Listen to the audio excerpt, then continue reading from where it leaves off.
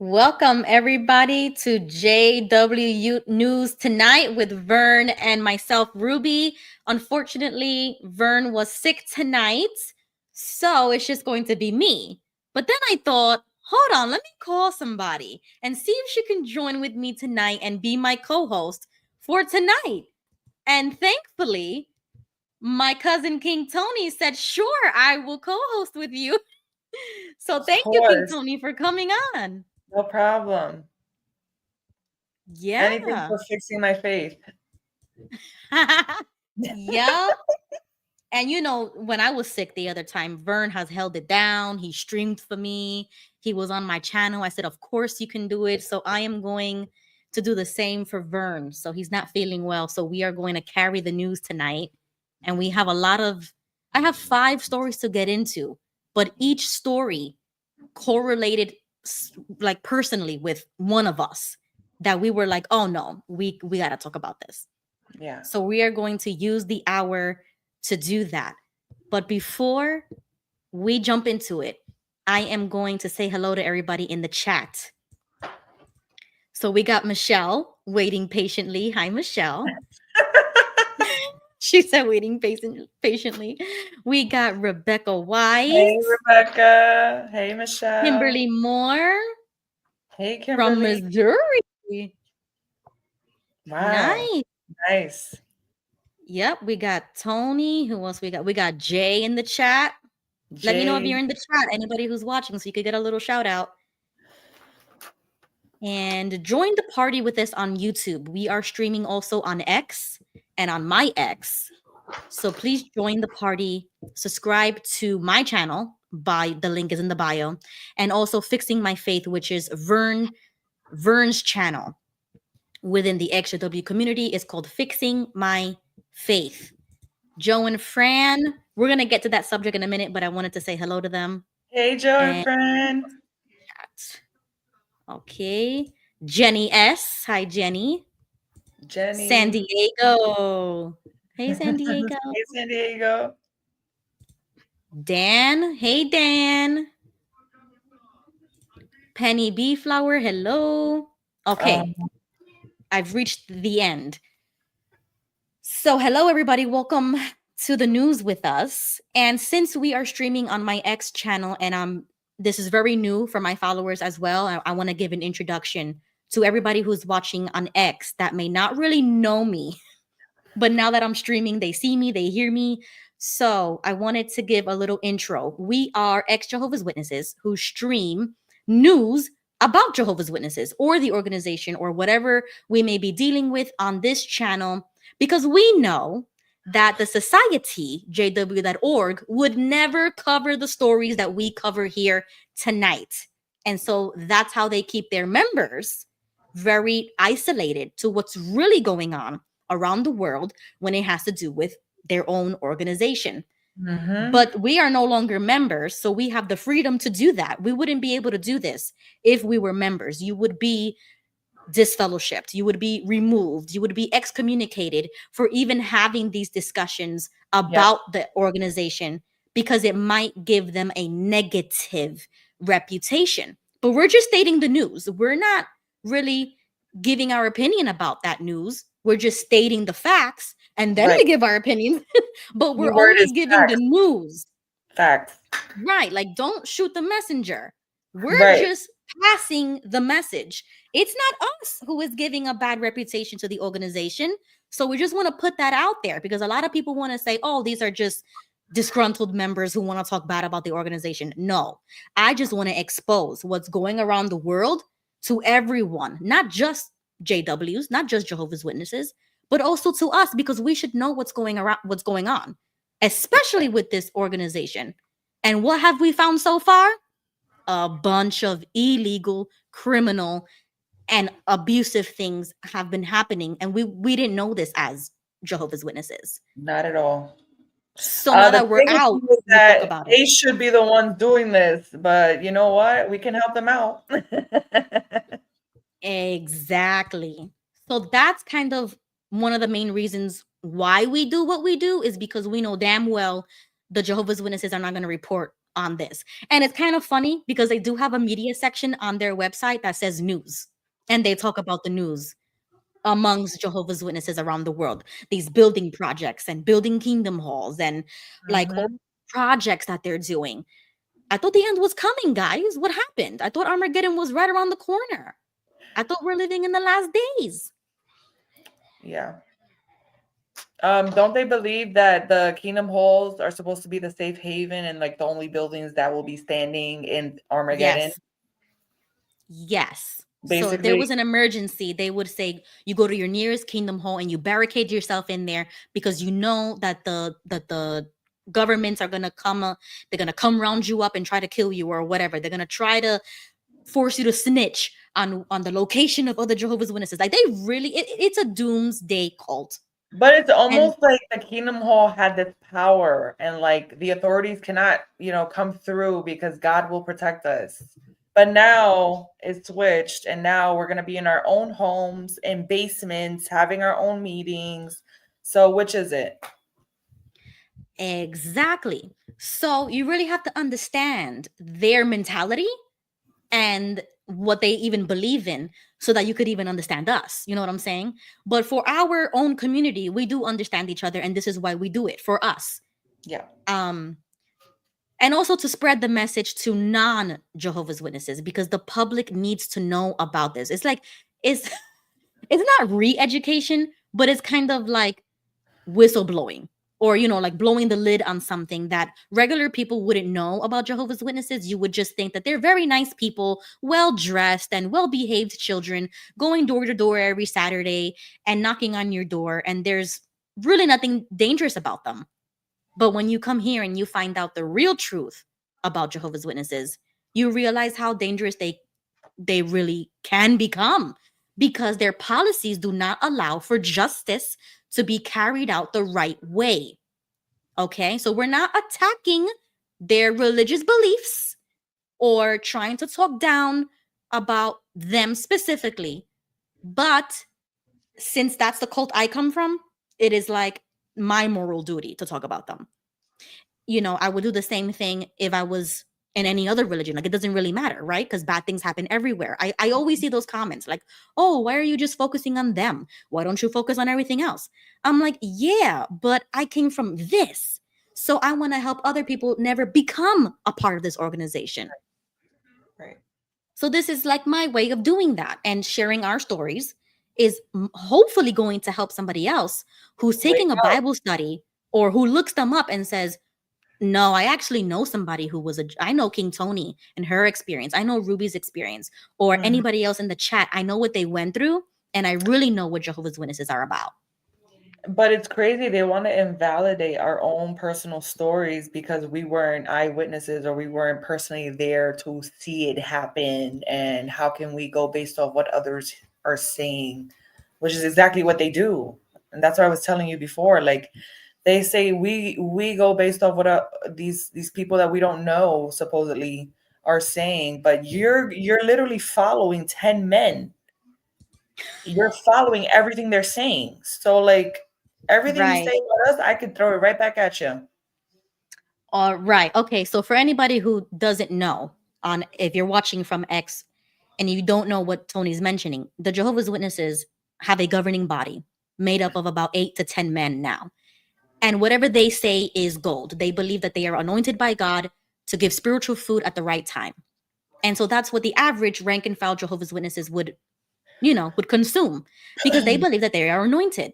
So if you believe from those 10 men, everything that comes out of that office or down the vine in the publications, because that's where it comes from, your spiritual food comes from the governing body, then you are trusting in those men to interpret scripture, to have the Holy Spirit to give you the spiritual food at the right time. Mm-hmm. But if you do the same exact thing with a news, a court system, or anything outside of the Jehovah's Witness community, that is demonic, or Satan is trying to trick you. So you wouldn't trust police officers, you wouldn't trust the court system, you wouldn't trust anybody, literally anybody in the outside world, because we used to believe that they were controlled 100% by Satan to deter us from everlasting life. Yeah. So now there's two stories that I wanted to get into because we talk about this in our community all the time, especially on Discord, especially doing interviews on YouTube. We share our stories about leaving this organization. And then I wanted King Tony to give her experience in like maybe about 3 minutes, a nutshell of if you were born and raised, if you endured anything while in the organization, and then you're waking up. Oh, So right now. go Oh, ahead. okay. I'm sorry. Okay, yeah. So I consider myself to be raised in. Mm-hmm. Um, although like my when my parents actually got baptized and started taking it seriously, I was a little older, but like we were raised with the basics. We didn't celebrate holidays, we didn't celebrate birthdays, but like I would say from like 7 onward, we Right. were going to Kingdom Hall, we were studying, we were doing the whole nine basically. Mm-hmm. Um and I guess I endured emotional, physical, mental abuse since I can remember, since a child. It stopped around 16, 17. I got baptized at 16, turned 17. Um, and then I guess that's kind of like when I started questioning more. Um, Mm-hmm. questioning more. I had a lot of questions and doubts, and like these, I knew from the beginning that those were things I couldn't ask by the responses. And it's basically they kind of like snip at you, like, oh, that's not something we could ask, kind of thing. So Yep. don't push it, basically. Right. And then it got to a point where after high school, I went straight into pioneering, straight into going door to door. That was like a full-time job, basically, but it's voluntary. Right. So that is actually a higher up position than just a regular JW. You were a pioneer, you had responsibilities. Those are called privileges. You were expected to meet a quota. You were We going had to to that make pioneer 70 plus school. hours a month. Mm-hmm. And then after 2 years of pioneering, Mm-hmm. I went to pioneer school. But the whole experience as a pioneer really, I think that's what really helped me to wake up a little bit more. I Mm-hmm. just saw a lot of cliques. And then I saw how they would treat me and my family, how they treated me different. And my family was, I guess, spiritually weak, or they weren't as spiritual. Right. Because they were not reaching the same goals that you were, because you were a regular Right, pioneer. You were special. You were good association. And then the rest of us was like bad association because right, we're not seeking those right. goals, those privileges. Mhm. Um, and then it just got to a point where my parents literally told me, "Yeah, we can't support you no more." And I was like, "Hold on, hold on, wait a second. How? Like, what's going on? I don't understand. Like, I thought this was it." So that was a harsh wake up call. And that's basically when I went into a program to get some education. Higher education, which is really not promoted within the No, at Jehovah's Witness. They all. don't want you going to college or Nope. anything. And then that's basically where I kind of started going downhill, because I was so nervous when I applied. I get in and I was like, wow, these people are nice. They're not out to get me. Worldly people were so nice, and Yeah. you did your program, you graduated, and then that was like the beginning of the end. Yeah, I mean, I met my partner, had my son. When I told the elders that I was pregnant, they basically gave me an ultimatum that I had to, you know, basically break up with him and live separate lives like that. But basically in essence, controlling him with the kid, like, that's your kid, the kid stays with you, kind of thing. Like, don't worry, we'll help you out, we'll help you figure things out, whatever. And I was like, no, I'm not gonna deny the father to not be a part of his son's life, and I'm not gonna make his life a living hell because he's not a Jehovah Witness. He has not done anything wrong to me, and if anything, he has shown so much kindness and love to me, despite everything I've been through and my own family shunning me, Mm-hmm. taking me out. And he's the one that took me in. And I barely knew him. And that's basically Right. my story. And then I went back and forth. It was a mental roller coaster, emotional roller coaster, back and forth, getting reinstated, then getting this fellowship, then coming back. And it was just very exhausting. And I finally woke up when I had my daughter. She's 2 now. Um, Mm-hmm. and I woke up officially. I mentioned this before when I went preaching with an elder's wife, and um, this older Hispanic gentleman, he told me, I was preaching him to him that, oh, you want to know God's name? Do you want to know God's name? I could show you. And he came out real angry. He was like, you don't know God's name. No one knows God's name. And I was Mm-hmm. like, oh, actually, we do, and I can show you here. And he like he lashed out this time, like he was like angry, and like he was like, "How dare you disrespect God and say you know His name? No one does. That's blasphemy."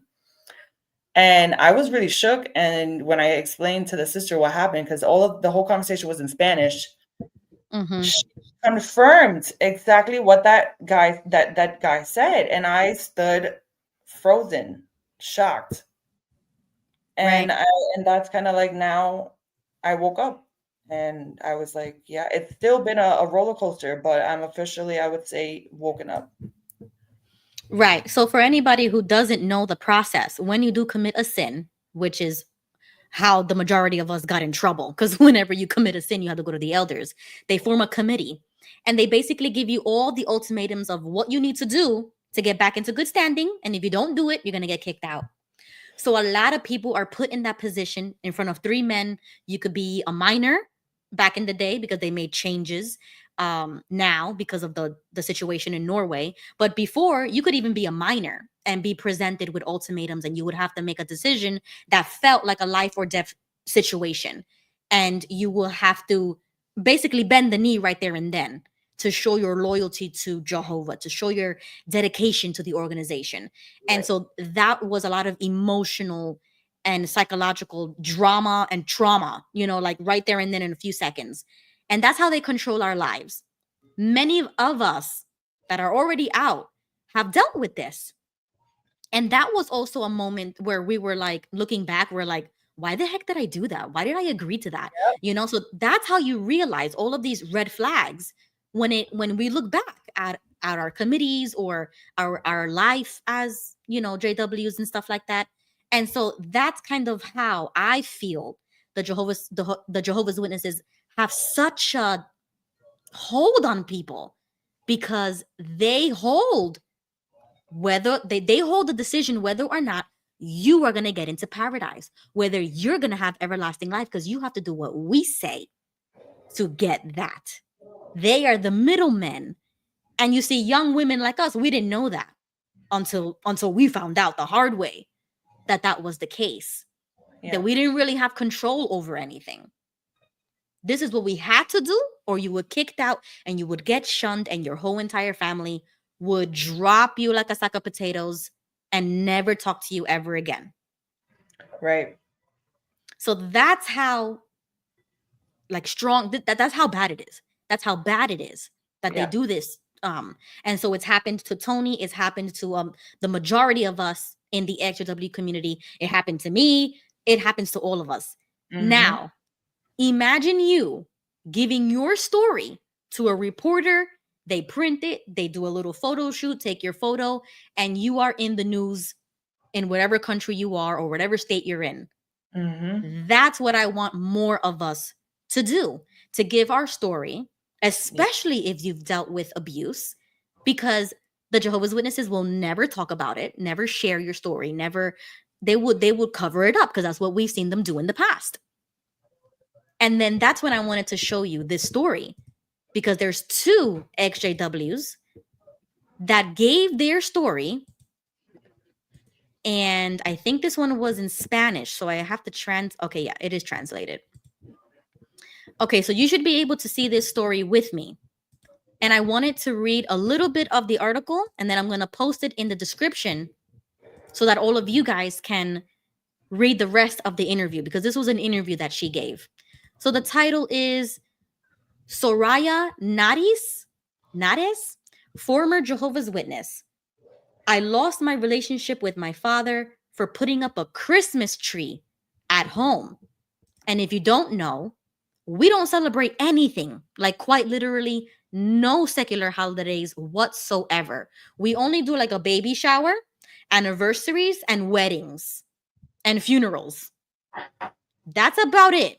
Maybe graduations, graduation parties, and that's about it. But not a real holiday that we celebrate like the rest of the world does. So when I see this title right there, that makes a lot of sense to us. She lost her relationship with her father just because she put a Christmas tree. That's how they control even the littlest thing, littlest aspect of your life and the Mhm. decorations of your own home. And then so this is her right here. She's a former Jehovah's Witness and she's an author of a book called We Are Not Part of the World. I think that's amazing. Wow. Um So it says Soraya Nares was born into the truth, quote unquote, which is what Jehovah's Witnesses call their lifestyle. She grew up without celebrating her birthday or interacting with her classmates. She didn't listen to certain music or watch certain movies. In exchange, eternal life awaited her. Paradise. As the years went by, stop giggling, you're distracting me. Sorry. I'm sorry. As the years went by, Nerez began to discover the manipulation and suggestion to which she claims the organization subjects the witnesses. She tells it in the book, We Are Not Part of the World, in which she narrates her experience, her doubts, and the path that led her to leave the organization, but not before losing her relationship with her father and those who had raised her. The change was so abrupt that she moved to London, where she began to publish videos on social media to try to get the witnesses' rules to change. Okay, so the rest of this article is the interview. So I'm going to link it. So if anybody wants to continue reading it, you can continue reading it. Definitely look into her book. But you see, with that little bit right there, that's why I said most of this story, we also have our own personal stories. Because the point that I wanted to make with this is that you see, Jehovah's Witnesses always, and especially our family, we're cousins, so we got the same crazy family members. We have dealt with the saying, the phrase of, oh, that just happened one time. That's just in one congregation. They want to make it seem like these are isolated events. And they also want to make it seem like, oh, well, maybe her father, with his Bible trained conscience, decided to shun her. That doesn't mean we all shun our children just because they have Christmas trees. It's such And BS. exactly. So go ahead, Tony. What's your opinion on that? On on that, like, you want to talk about the conversation I had? Well, yeah, because they want to make us seem like it just happens once in a blue moon or in Oh, that certain congregation, and it's like, no, this is a policy that all Jehovah's Witnesses have to shun. This is not a choice of with your Bible trained conscience. This is not a choice. They will shun you, and they have to shun you, or else they will yeah. get marked as bad association. And then you had a little story you wanted to give, so go ahead. Yeah, because, well, so this was something I missed. I forgot to mention in the previous video. But Mm-hmm. I had a conversation with my mom. My mom, first off, my mom I haven't spoken to my mom in I don't know how long. Yep. She calls me. It's like probably like 10 to 11 around there at night. Mm-hmm. And I found that weird. So I pick up and I'm like, hello. And she's like, oh, hi. Like, oh, yeah, like she was shocked I picked up. I picked up and she's like, oh, and then she stays quiet. And I Mm-hmm. was like, hello? Hi, yeah, yeah, hey. I was like, how you doing, mom? What's up? So That's what. awkward and weird, as if we're the ones shunning them, that, oh, you can't talk to me. So when we actually answer and we don't have any grudges, we're not bitter, we're not angry, Right, as all of if a we're sudden they're shocked, like, oh wow, you're so nice today. right. Like, what do you mean? Okay, And go so ahead. she comes out and she just says, "Oh, I have some mail here, that, came, some insurance cards. Just I an excuse to talk to you, because the organization does say you can talk to your relatives who are no longer active, just not about spiritual things. But anything else, you can do so. right, And you so have to that's a little loopholes that they have. have a reason to talk to this person, and it has to be Right. valid, it has to be important." Yes. And I was like, "Oh, okay. Okay, no problem." And she's like, "Yeah, so whenever you wanna come pick it up." And I said, "Well, I can't go pick it up, but if you wanna bring it over, you can." "Oh, well, I'll see what I can do, but, if" at the end of the day, in my head, it's like, who knows how long she's had that mail? Who knows how long, Or even she's if there is mail to begin with. Like, this is just an excuse to talk to us, because they know that they can't talk to us because uh, their religion tells them that they can't. But they right. most certainly can talk to us. So they're just making stuff up so that they can allow themselves without, hurting their conscience, or like, Right. It's I don't about want to the feel like I'm confidence. sinning. Right. And then she goes, "Oh, so what are you doing?" And I was like, "Nothing. I was just laying down. I'm here with Elliot. We're playing Roblox. We're fishing." Yeah. And she goes, "Oh, well, tell him I said hi." And I said, "You tell him you said hi. He's right here. Elliot, you want to say hi to grandma?" And so I put her on speaker, and it was just so awkward. Like, she couldn't Yeah. even say, "Hey, how you doing? I missed you. How, like, what's new?" Nothing. It was just like, "Oh, um, uh, eh, uh, hi." Nervous. Nervous. This is a 7-year-old. Yeah. Like, It's this is horrible. your grandson, your only grandson. Mm-hmm. So that was the beginning, and then, to just change the topic, I was like, "Oh my gosh, you know what I just found out?" Like, so I started telling her about your uncle. Like, Ruby's uncle, right? Wildy. She's like, Mm-hmm. "Yeah, yeah, yeah." I was like, "Yeah, yeah. So you know about, him being a pedophile and this and that." She goes, "Oh, well, I don't know personally." I said, "What do you mean? You do know? It's Public knowledge. like, this happened years ago. Yep. It's not new." And she goes, "Oh, okay. Well, yeah, yeah. What about it?" And so I start telling her about whatever's going on, about the picture and all that. And then she comes out and she's like, "Oh, well, that's not my business, and that's that congregation, and I don't understand why you're interested in that or whatever. That has nothing to do with me. I'm not going to entertain that." And I said, Okay. "What do you mean? I thought we were a united organization. I thought we can trust each other. I thought we can literally go to whatever country we wanted to serve where the need is greater and stay with a Right. brother you don't know from a hole in the wall, but because they're witnesses, we trust them with our life." Right. Right. So, and then she kind of got like irritated that she felt maybe like I was mocking her or mocking, Okay, so pause, pause. Let me explain for anybody who doesn't know, if you're watching on X or if you don't understand this part of JW culture. They preach that you could go anywhere around the world and walk into any kingdom hall as a Jehovah's Witness, and you are a brother or sister in Christ. Like, they will provide hospitality for you. You could sleep over. You're part of the family just because you're a Jehovah's Witness. We don't even have to know you for more than 24 hours, and you're in their house, in their car, sleeping over, like yeah, family. And they say it like worldwide. You could go anywhere in the world, like Tony just said, and you will be accepted as a part of the family. And yep, that's how we lived our lives, like going to strangers' houses just because they were witnesses, or just becoming friends just because they were witnesses. It didn't matter what race, what background, what age, you were going to be comfortable. You were going to be welcomed.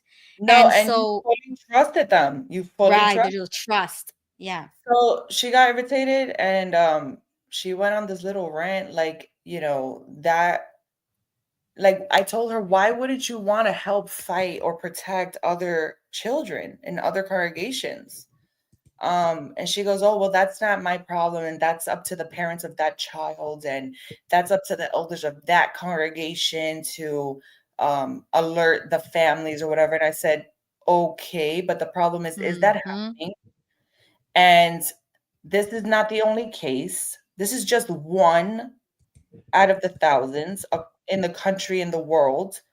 Right. Um, and at the end of the day, you're just there's no concern. There's no concern for the safety of your brothers, your so-called brothers and sisters that you love. Like, Right. I don't get it.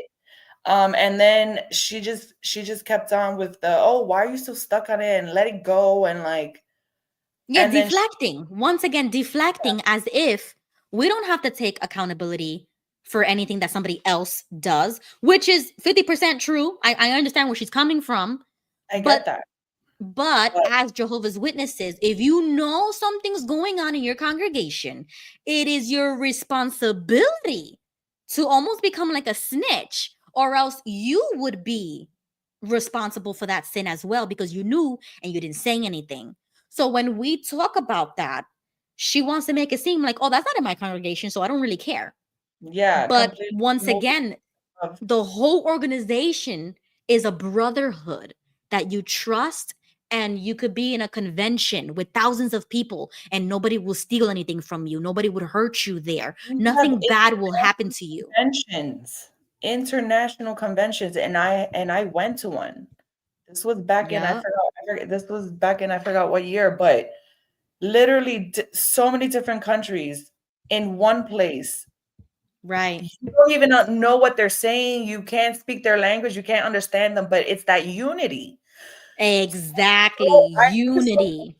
I was so confused, and she when she brought up that, oh, that's not my problem, and that's that I was like, that's disgusting. You're disgusting for that to even come out of your mouth. You're a mother.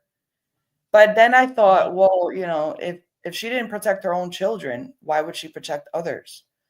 So Sad I, but true. and I didn't even push it any further. Yep. I said, you know what? Is there a reason you called me? Oh, I called you about the mail. I said, you called me about the mail? Now, all of a sudden, if it's that important, you could just bring it. You could just drop it. Like, you're Yep. really calling me about that? Oh, why are you getting so out of character? This I'm not getting out of character. Yeah, all of a sudden you're aggressive, you're getting defensive, like, why are you jumping at me right now? Yeah, and I forgot what was the other thing. I think that was it because that's the point that we wanted to make, that they don't care. Even if it's in their own organization, average JWs who are very indoctrinated do not care. And they would make it seem as if that is the parents' responsibility. It's like they take all these half truths and mingle it with all those morals and like what's the ethical thing to do, but in reality it's very unethical, because if you actually cared about children, it doesn't matter what congregation they're in, what state, what country, no matter what, you would Right. want to It's like, help them. what type of human being you want to be? Right. And you call yourself Christian, that's what gets me. And Yeah. that's why I don't like that, because I'm like, a real Christian wouldn't act like that. Yeah, well, I don't think she was thinking when she was talking, because as soon as she said it, I called her disgusting, and she was just like, no, well, I mean, and she was trying to like take Trying back to what she backtrack. said. Exactly. I was like, Yup. no, I really don't. Is there a reason you called? And if you called for mail, then you can send a message. You don't even have to call. Just send a message Yeah. and let me know when you're gonna drop it off. And then she goes, oh, but I don't understand why every time you call, we have to get into a dispute, and you always got to bring up this stuff. I said, because I'm never going to stop fighting for my family. They Right. took my family from me, and I will never stop trying to wake you guys up. Never. So please understand that every time you call, I'm going to bring something up. I'm going to try and wake you up. I will try to show you something. I will try and tell you something that you haven't heard about this cult. And I told her, you're in a cult. And I don't care if you like it or not. That's what it is. And I will never raise my children as a Jehovah's Witness. Never. I will teach it.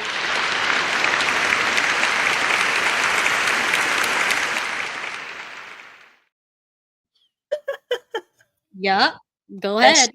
like got startled. And I was like, you know what, mom? I love you and you take care. Have a good night. And that was it. And all of that happened in like a 10-minute phone call. Yeah, very quick. Because as soon as you said something, they are almost like trained to automatically diffuse the situation, get off the phone, hang up, like don't even listen to it. And that's a little disgusting because I'm like, but it's happening and you are turning a blind eye Mhm. to an abusive natured situation within your organization. Why are you so unwilling to even hear about it? Let alone you don't even want to find out if the organization is doing something about it. You don't even want to figure out whether or not they even went to the police. No questions. They don't even ask any questions about the situation. And that's when I figured out that I must be different because I wanted to know. I was picking up those phone calls. I was talking to these people and I'm like, I'm doing this and you're not? Well, they Why tell us aren't you to do doing research it? on every other religion, but we can't do research on our own. Yeah. Yeah, it's very sad. So the next story I wanted to talk about is this woman. Her name is Patricia Cerdan, the Spaniard who came out of the closet in a Jehovah's Witness family. I didn't sleep at night. Wow. So before we get into this, Jehovah's Witnesses also shun if you are LGBTQ plus, like it doesn't matter. If you are a woman and not with a man, or a man not with a woman, that's not even a discussion. Like listen, that's a wrap. You don't even have to say anything. We Mm. already know what's gonna happen. So they are very strict with that as well. So these types of stories, I'm also glad that it comes out, because this is also a part of the culture that shuns. Because like I talked with King Tony about my recent conversion to orthodoxy, and they don't shun. You see, that's the very first thing that as soon as I walked through their doors, I said, do you shun? And how do you view, basic things that Christians would consider sinful or whatever? And she said, yeah, yeah, totally agree with you on what the Bible says, but we don't shun. They just won't receive communion or they just won't get baptized if they're an inquirer unless you make the necessary changes in your life. Mhm. So that is something that I can agree with. Like we can meet somewhere in the middle because not everything's going to be perfect, right? But if you want to be a Christian, you already know the rules, right? But you see, most of us didn't get to choose this. We were born into it and we grow up and we say, you know what? I don't want to be Christian anymore. What's going to happen to you if, God forbid, you tell your JW parents that you don't want to go to the kingdom hall anymore, let alone be a Christian? I want to be something else. What do you think is going to happen to you? You are going to get disfellowshipped, removed, and shunned. And in some families, they'll probably beat you because it's such a shock or whatever. And it is I like just that comment. Diasis. Diasis, I think it was. Oh, This yes. I had him on the show before, on my political show. That's him with the curly hair, a lot of hair. Oh, hello. That comment, your comment, awesome. I think it's good to continue making them uncomfortable so that eventually they can be comfortable through exposure to finally face and confront reality. And I think that's true. Honestly, Right. there's truth to that because they do that to us every single time. They want to make us feel uncomfortable for making the decision and the choice to live our life the way we are living it. And it's to live our truth. You know what I'm saying? They're Right. away from us. And it's crazy because I forgot to mention at the end of that call, she called Mm-hmm. me ignorant. She goes, "You're so ignorant. Your children are going to die in Armageddon because of your ignorant decisions." And I said, "You know what? You're being ignorant for following 10 men and allowing them to dictate your life." Yeah, And that's just overboard. calling to check on me, just know I'm okay. I'm perfectly fine. My God is with me. I don't need a kingdom hall. I don't need a building to tell me that my God is with me. So, you know what? You take care. I love you, and and that was it. Like, the fact that you're throwing my kids in the mix, you're damning them, basically saying they're gonna freaking die because of what? And then Right. you just want to continue to name call. I'm being ignorant. Actually, I'm actually finding out the truth for myself. Right. You know what I'm saying? If you Gaslighting. Yes. and then and then she goes and she says, I told her, "Oh, and they don't let you do that. And if you do go and search and start looking for answers, they shun you and they disfellowship you." And she goes, "That's a lie. That's a lie. They do let us do research outside the organization." I said, "What? You're telling me, you're telling me that they let Yep. you do research outside the organization and you won't be penalized, you won't be disfellowship, you won't be outcasted?" Try it. How about she tries it and see what's And gonna I said, happen? "Oh, okay. So then go ahead. So what Yeah, happened go right ahead. since I'm lying and I'm spewing all this hatred and right? Then go find it out for yourself." And she goes, "Oh, well, send me. Well, show me." And I said, "No, no, no, no, no, no, no, no. No, no, no, no, no, no. Do it yourself. You do it yourself.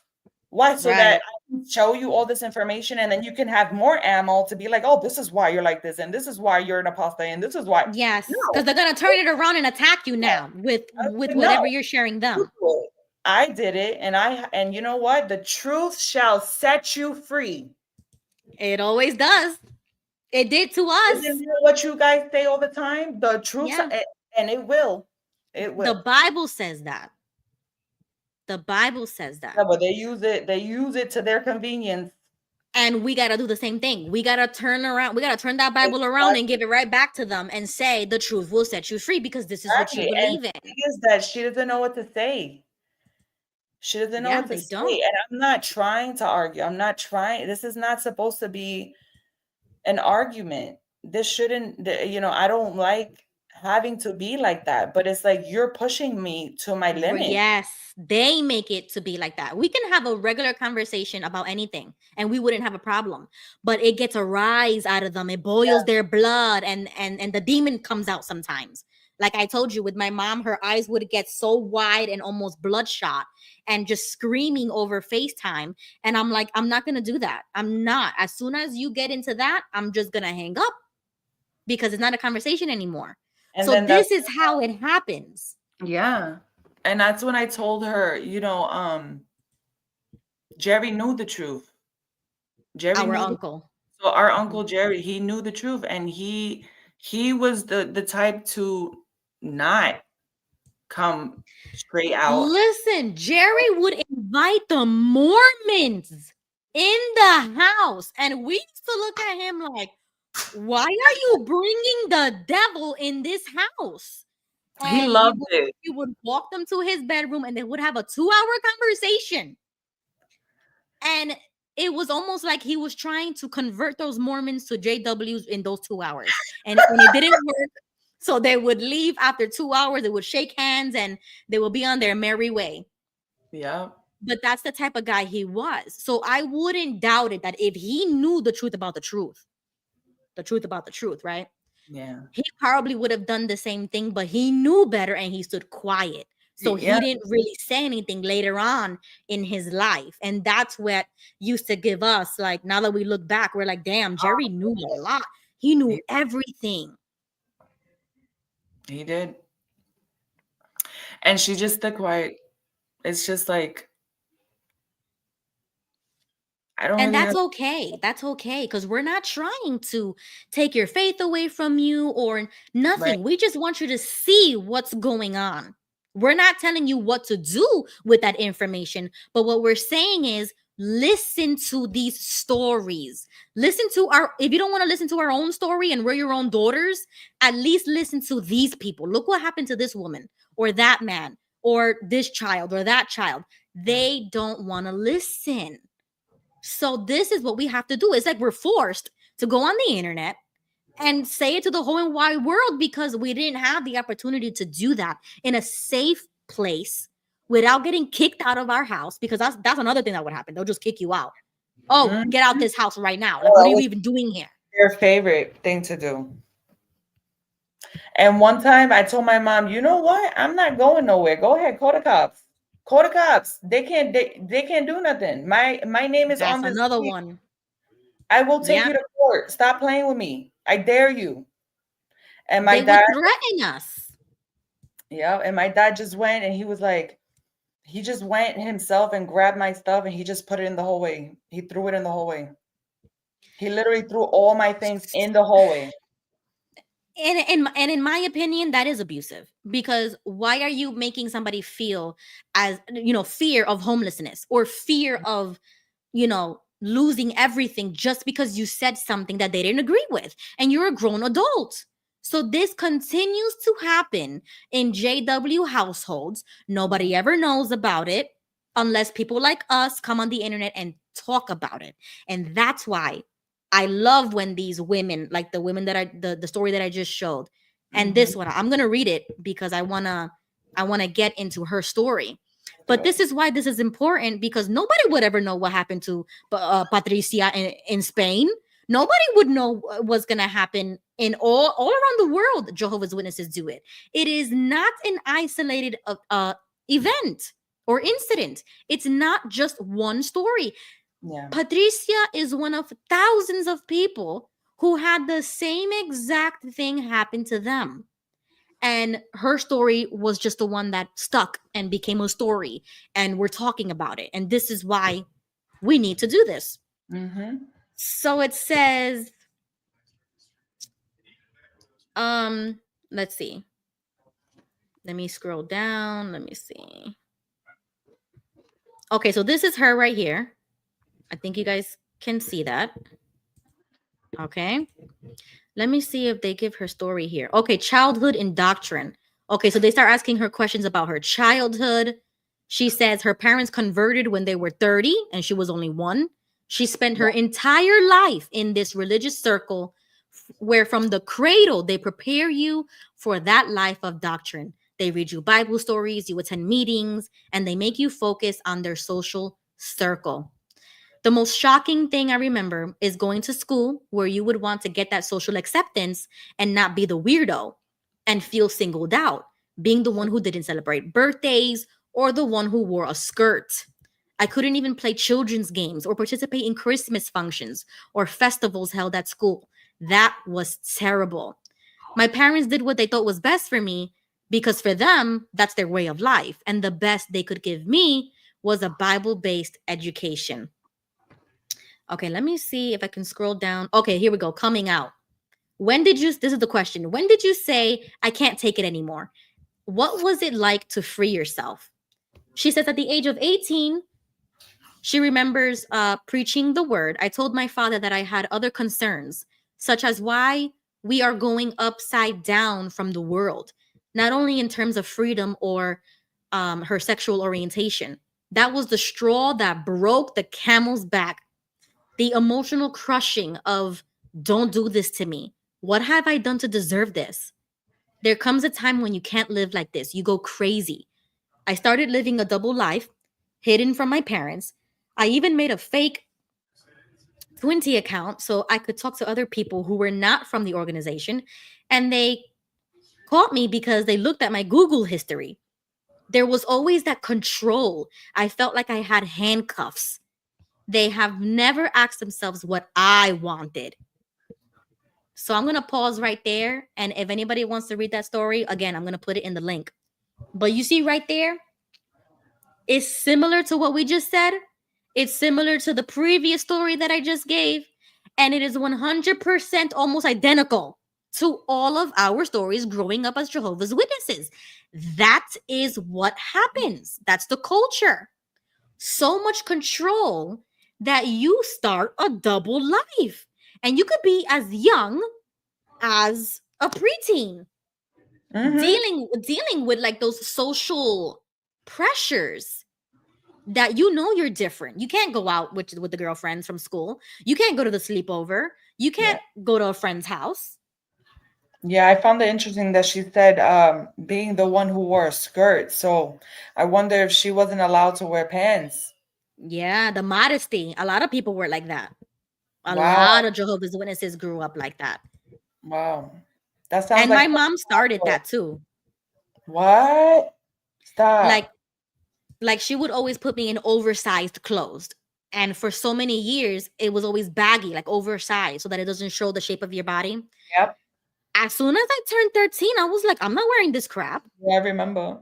Yeah, like you got away with it for when I was a little girl and, all my life. And as soon as I turned into a teenager, I was like, absolutely not. I'm gonna buy clothes for my age that are fitted, no logos, nothing crazy, but they're gonna be fitted. Like, what is that? How about you? How did you grow up with the skirt stuff? With the skirt stuff, that wasn't a like we wore skirts, but it wasn't that wasn't an issue for me. Like we were allowed to wear pants and stuff like that. The other thing Right. was that, and I think this is something that every JW parent says, the father, he was like, "What did I do to deserve this? Oh yeah, that's what the parents say. What are you what? This isn't about you. What are you talking about? I just came to you and told you something I'm going through, and you making it about you?" Exactly. They turn it around and make it about them. What did I do to just like they say, "Oh, I didn't raise you that way." Like how my mother tries to say, "I didn't raise you like that." But you know better than to do that. Like you Yeah. can't change your mind. You know better than that. Why you doing It's like that? at what age do we get to start making our own decisions? I'm confused. Exactly. What you mean when we get married? You mean when we get Yep. married, now we gotta let the husband make the decisions for us? I'm confused. Yes. Let me know because if that's the case, I don't want to be married. I have no interest because Exactly. I was raised in a household like that. I have no interest, and even since young, I always said I will never ever marry, date a Hispanic. Never. I was like EXO on the Latinos. And Yep. I was definitely into the blanquitos, but the blanquitos they don't like. I don't know. It was hard, but Right. that was just me as a child. Obviously now I'm older, and that's not me anymore. But and I think God humbled me because what did I get with a Latino? Exactly. Don't start, bro. This ain't the stream for that. I was humbled. Yeah, but you see what San Diego says? He says in JW land, you never even reach puberty. They always treat you like a child. And it's sick.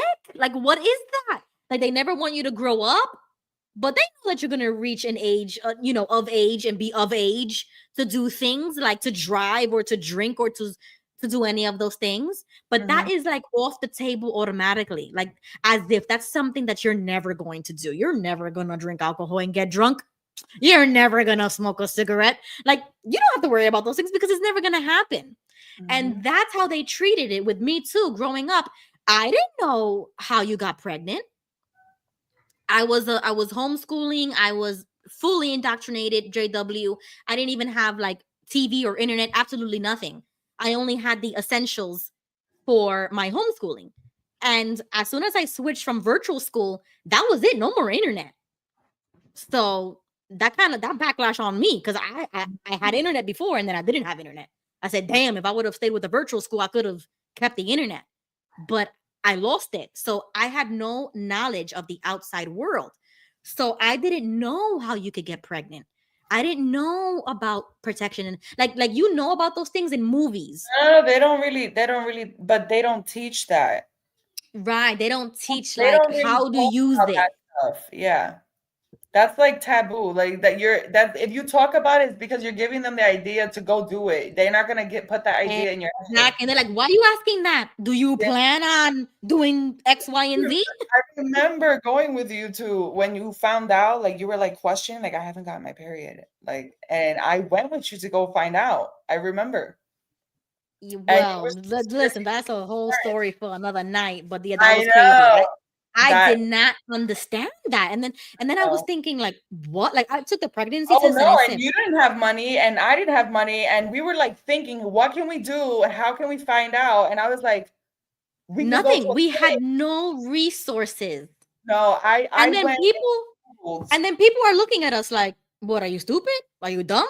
Like, if you have sex, you get pregnant. And I was like, yeah, but like that happens in movies. Like that doesn't happen in real life, right? That would never happen to me. God's not gonna let that happen to me. No, like I'm God fearing. Exactly. So you never like I don't understand like the disconnect because it was like I did know that, but I didn't know that. It Yeah. was really weird how my the mind, you know, it's just I don't even know how to explain it, but it was really weird Let's to just say to figure like that out. I was 12 when my mom was pregnant with my brother. And I remember when my parents told us, we were like, what do you mean? I don't understand. I'm 12. I'm 12. And I didn't understand. My mom's like, I'm pregnant. I was like, what does that mean? And she's like, I have a baby in my tummy. And I was like, but how? How did it get there? I don't understand. And I'm 12. And I remember my older sister looked at me and she was like, are you dumb? Oh And I my looked at her, I was like, goodness. what? I'm And confused. that's how they treat us. They treat us like, oh, you're ignorant or you're stupid. And you're like, no, I really don't. I don't understand. Like, how are we supposed to understand? I mean, like I know, but I don't know. Like I know from That's other people, like, but yeah. this is new to me. I'm And that's how you get into denial. You slip really fast into denial because even though I saw the test that said pregnant, I said, I'm not pregnant. Nah, yeah, I don't know what this is. I don't know what that is. We're gonna have to take like 5 more. And it was the same answer, same. And I was like, no way. No way. yeah, And you just don't believe it. And you could slip into that denialism of like reality is not reality because I was like, absolutely, I don't accept this. And I right. felt like if I mentally say no, my body will say no and that I'm not pregnant. And it's like, no, yes, you are. You're throwing up every day. And you keep telling yourself, I don't know why I throw up every day. And that was the mentality of waking up to reality. That's when I got the wake up call, and that's scary. It's scary for us because we don't Right. have that exposure to the world. So when something like that happens to us, it's not just the religious, repercussions. It's also like quite literally physical because you're like, you don't know these things about your own body or how you're Mhm. feeling. You can't put words to the emotions, and you're like, you're stuck, and Yep. it's scary. Yeah. Yep. I'm just looking at the comments now. And then the next thing that I wanted to talk about, and this is for anybody who didn't already catch this, but I wanted to give a little promotion slash introduction to a very great couple in our community. They go live every Wednesday night, and they are on the channel Fixing My Faith. If anybody wants to catch them, Wednesday 7 p.m. Eastern time on the channel Fixing My Faith. It's Joe and Fran, and Joe and Fran are another. They're like a grandma and grandpa for me. Like in my mind, I kind of feel like they're like the HAW grandparents. Like we love them like that. Like they're so special to us like that. And they Yeah. have the reverse. They have their children shunning them, and we have our parents shunning us. So it's kind of like two pieces of a puzzle kind of fit with us because we were that younger generation. They're that older generation. And so they kind of did the same thing that we did. And this is why I also want to talk about like it's not just us on YouTube or TikTok or Instagram. You know, it's quite literally in the news. That's what's more important to me is when people make news stories, they share their story. So Joe and Fran went on their local news station, and I'm still shocked that they did that. Like, I didn't know that they were there That before. that was awesome. It was really awesome. So I skipped it to their part, and I wanted to show you guys how other people in the XW community are also going to the news and exposing this. Yep. Okay, that was another point. Is that, like I said before, we're not attacking the belief system or the religion per se, but we want people to know what's going on inside of the organization. So this is exposure. This is not because Right. we're bitter or angry or holding grudges, none of that. So I wanted to show everybody, and also to my viewers on X, that this is Joe and Fran. They go live every Wednesday night, and here they are on their local news. Card good at all the restaurants associated with the Comets. That's really cool. And also, it's a Utica thing, kitchen and bar. Have you been there yet? If not, you should I check have it. not, but now I will. You should definitely check it out. It's a $25 gift card. Stand by. I'm going to give you to Megan, and she's going to hook you all up on all of this, okay? Appreciate you. Thank All you. right. Thank you, Justin. And Megan, he's all yours. He's all yours. Okay, Davey, could you make your way around and just help them with the microphone? Because they're going to have to get really nice and tight on the mic. So in studio right now, we have Joe and Fran Garino. So now when one of you talks, you got to pull it right to you and get right on it. You literally have to touch it. Guys, good morning. So good. Look at Joe. Morning. Morning. Good morning. All right, now we're going to go lightning round today because I only have, I thought I was going to have 15 minutes, but Tim talks like, he just goes on and on. It's terrible. We'll answer any of your questions. Okay. Yeah. So so we're going to lightning round this. I want to let everybody know you guys now have your own YouTube channel, right? We're on a channel. You're on a channel.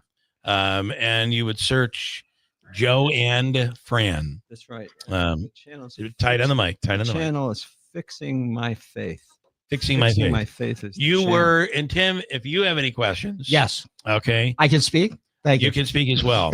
So the general thought is that the Jehovah's Witness Church is now called Watchtower.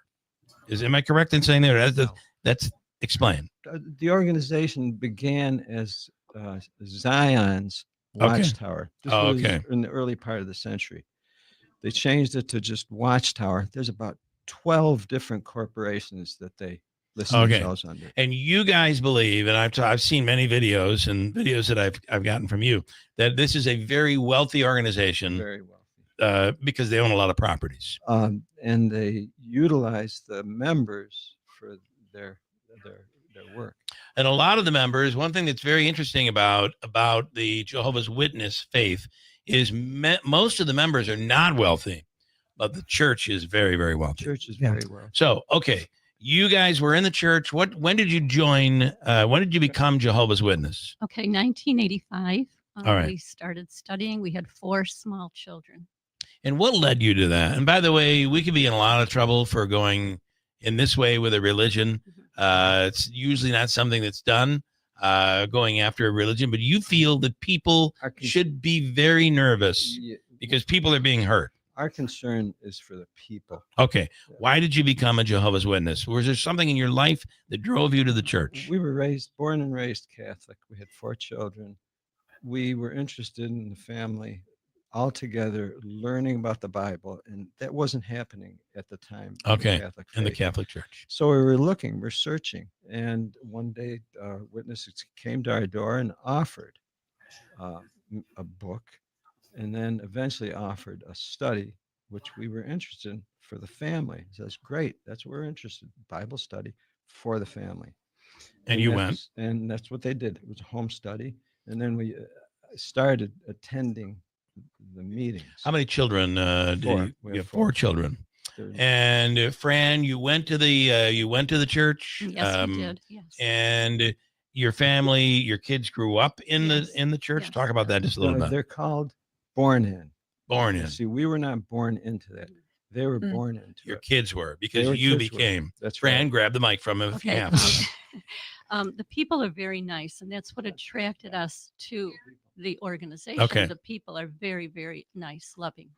All right. Now what made you want to leave the church? We were watching the organization systematically become more corporate, Okay. not like a religion, but like a corporation. I went to school for business. I got a business background. And I said, this is more like a business. And they are absolutely a Yeah. corporate business.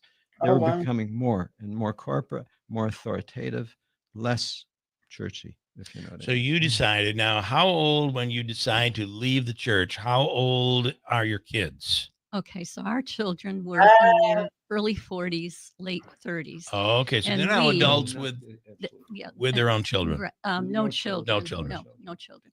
But we were 70, so we were old to leave. And how many years ago was this? 3 years ago. Okay. So this is very new. So you decide to leave the church, and now this means you have lost your family. What happens again, the reason we left is when we found out that Australia, through the Australian Royal Commission, it was a government investigation on pedophilia. There were at the time They found that there were 1,800 victims with 1,000 abusers over the course of maybe 20 years. I'm not In sure. the Australia? exact That date. was In just Australia. Australia. Yeah. Australia. That was You believe just this is Australia. covered up, very much like what Absolutely. happened in the Catholic Church, but it's been Ab- exposed. Absolutely. You feel it's going on in See, in they this were- church. Most people don't know much about Jehovah's Witnesses Right. because they were very It's secret. very quiet. Very secret. But Yeah. now with the internet, they're not so secret Yeah. anymore. Go ahead, Fran. Oh, I was just looking on we have followers that are following us right now. We told them that we were going to be on the Okay. program, All right. but they said get closer to the mic. Get closer to the mic. Okay. Yeah. Can you thank them for me? right. Thank Okay. you. All right. I have 8 minutes, so let's Okay. move. Davey, I want to go right to the top. Do whatever you have to do. Okay. So you try to leave the church. You've now lost your family. I think this is very important. You're in your 70s. You now do not have contact with your children? Their policy is for anyone who leaves or either purposely leaves or if they're what's called disfellowshipped, they basically coerce the members to shun that person. All right. That means they're as good as dead. So you do not have None. contact. Zero. for Do 3 your years. kids now have kids or they don't have No, kids? no All right. children. Wow. Fran, have the two of you or your husband, ever witnessed? Because one of the things you told me is you feel there's pedophilia in the Mhm. church and it's being covered up. Yes. Have you ever witnessed something like this, or you just believe it is happening? Okay, personally, no, Not we like did this. not. We asked our children, they said no, but there's something called repressed memory that if it happens to a child, they can just block it out. That's- But all right. we have talked to many people that have been sexually abused. And there's a They case, say themselves that Yes. they have and been. there Yes. and there was a Yes. case right in Rome Yes. that is documented. But what happens to that case? Does it go to the authorities? No, it does not. In the case in Rome, it did only because the daughter-in-law reported it. Okay. Most cases not. Otherwise, their corporate policy is to go to their lawyers first and then take care of it in house Okay. because they're protecting a corporation. Have you tried to reach out to your kids to? Oh, absolutely. You have. And tell us Absolutely. about that. No contact. Absolutely none. No response. In the beginning, they were warned by someone that your parents are into something very dangerous. So right away, the shunning, they call it shunning, starts where no contact. No You feel you were into messages. something dangerous within the church. Oh, it's- leaving the church, you felt that you were. Oh, well, you were we- escaping. We had so much evidence. And if you go on YouTube and just look up XJW, you'll see thousands of accounts. X, which is EX. EXJW. JW. Do you have any EXJ. questions, Tim? Yeah. So, I guess I am surprised in regards to if this pedophilia is going on, that at some point in time, the lawyers are going to get involved. Oh, I they mean, have that's, Oh, they have I don't been. care how long it's going to be, but if there's money to be made in regards to it, they're going to jump into this thing. Okay, in the case of Pennsylvania, the Attorney General Michelle Henry right now, they have 14 they were Jehovah's Witness men that were convicted of And pedophilia, it's ongoing. and they're in the courts. So on- that's it's just ongoing. one example. Well, I think Wow. I'm not sure that the churches, they go after people who are No. pedophiles. No. What happens is if the church becomes a safe place for the pedophile to And just go. move them around. There's a terrible Yeah. there's a terrible connotation that has, that it's a pedo paradise, Hmm. because they know that they'll be protected. I always wondered as a kid, we had Jehovah's Witness kids in our no birthday, Halloween, they had to leave, none of those celebrations. That is the way of the church, right? Yes, it is. It is. And they're trying to go through a change now because they're being heavily scrutinized Yeah.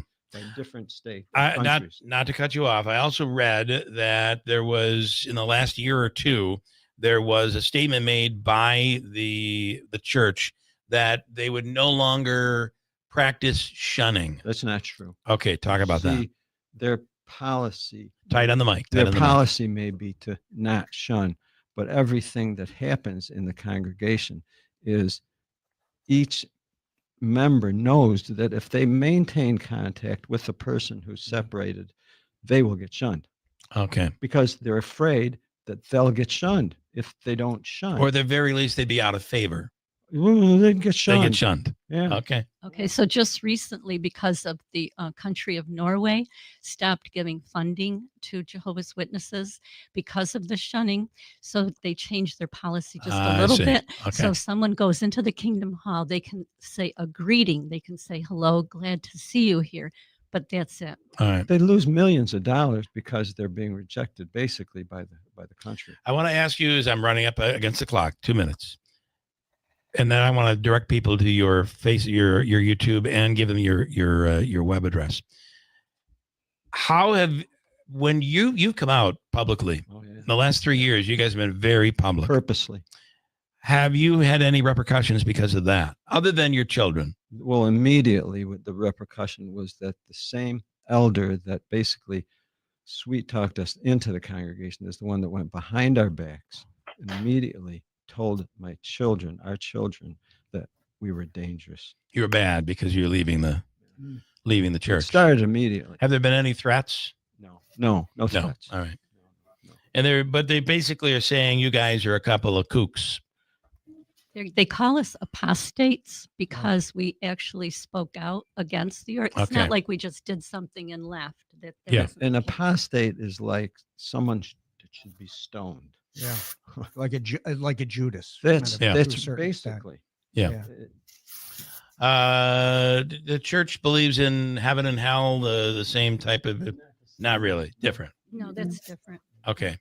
You can go on their website and learn all about them. It's jw.org, and they promote it heavily. All right. And your website is xexjwfriends.com. Yes, that's one of the websites. Yes, you Go can ahead. go on there. Joe. Go ahead. But the one where we have our program every Wednesday at 7 is on fixing my faith.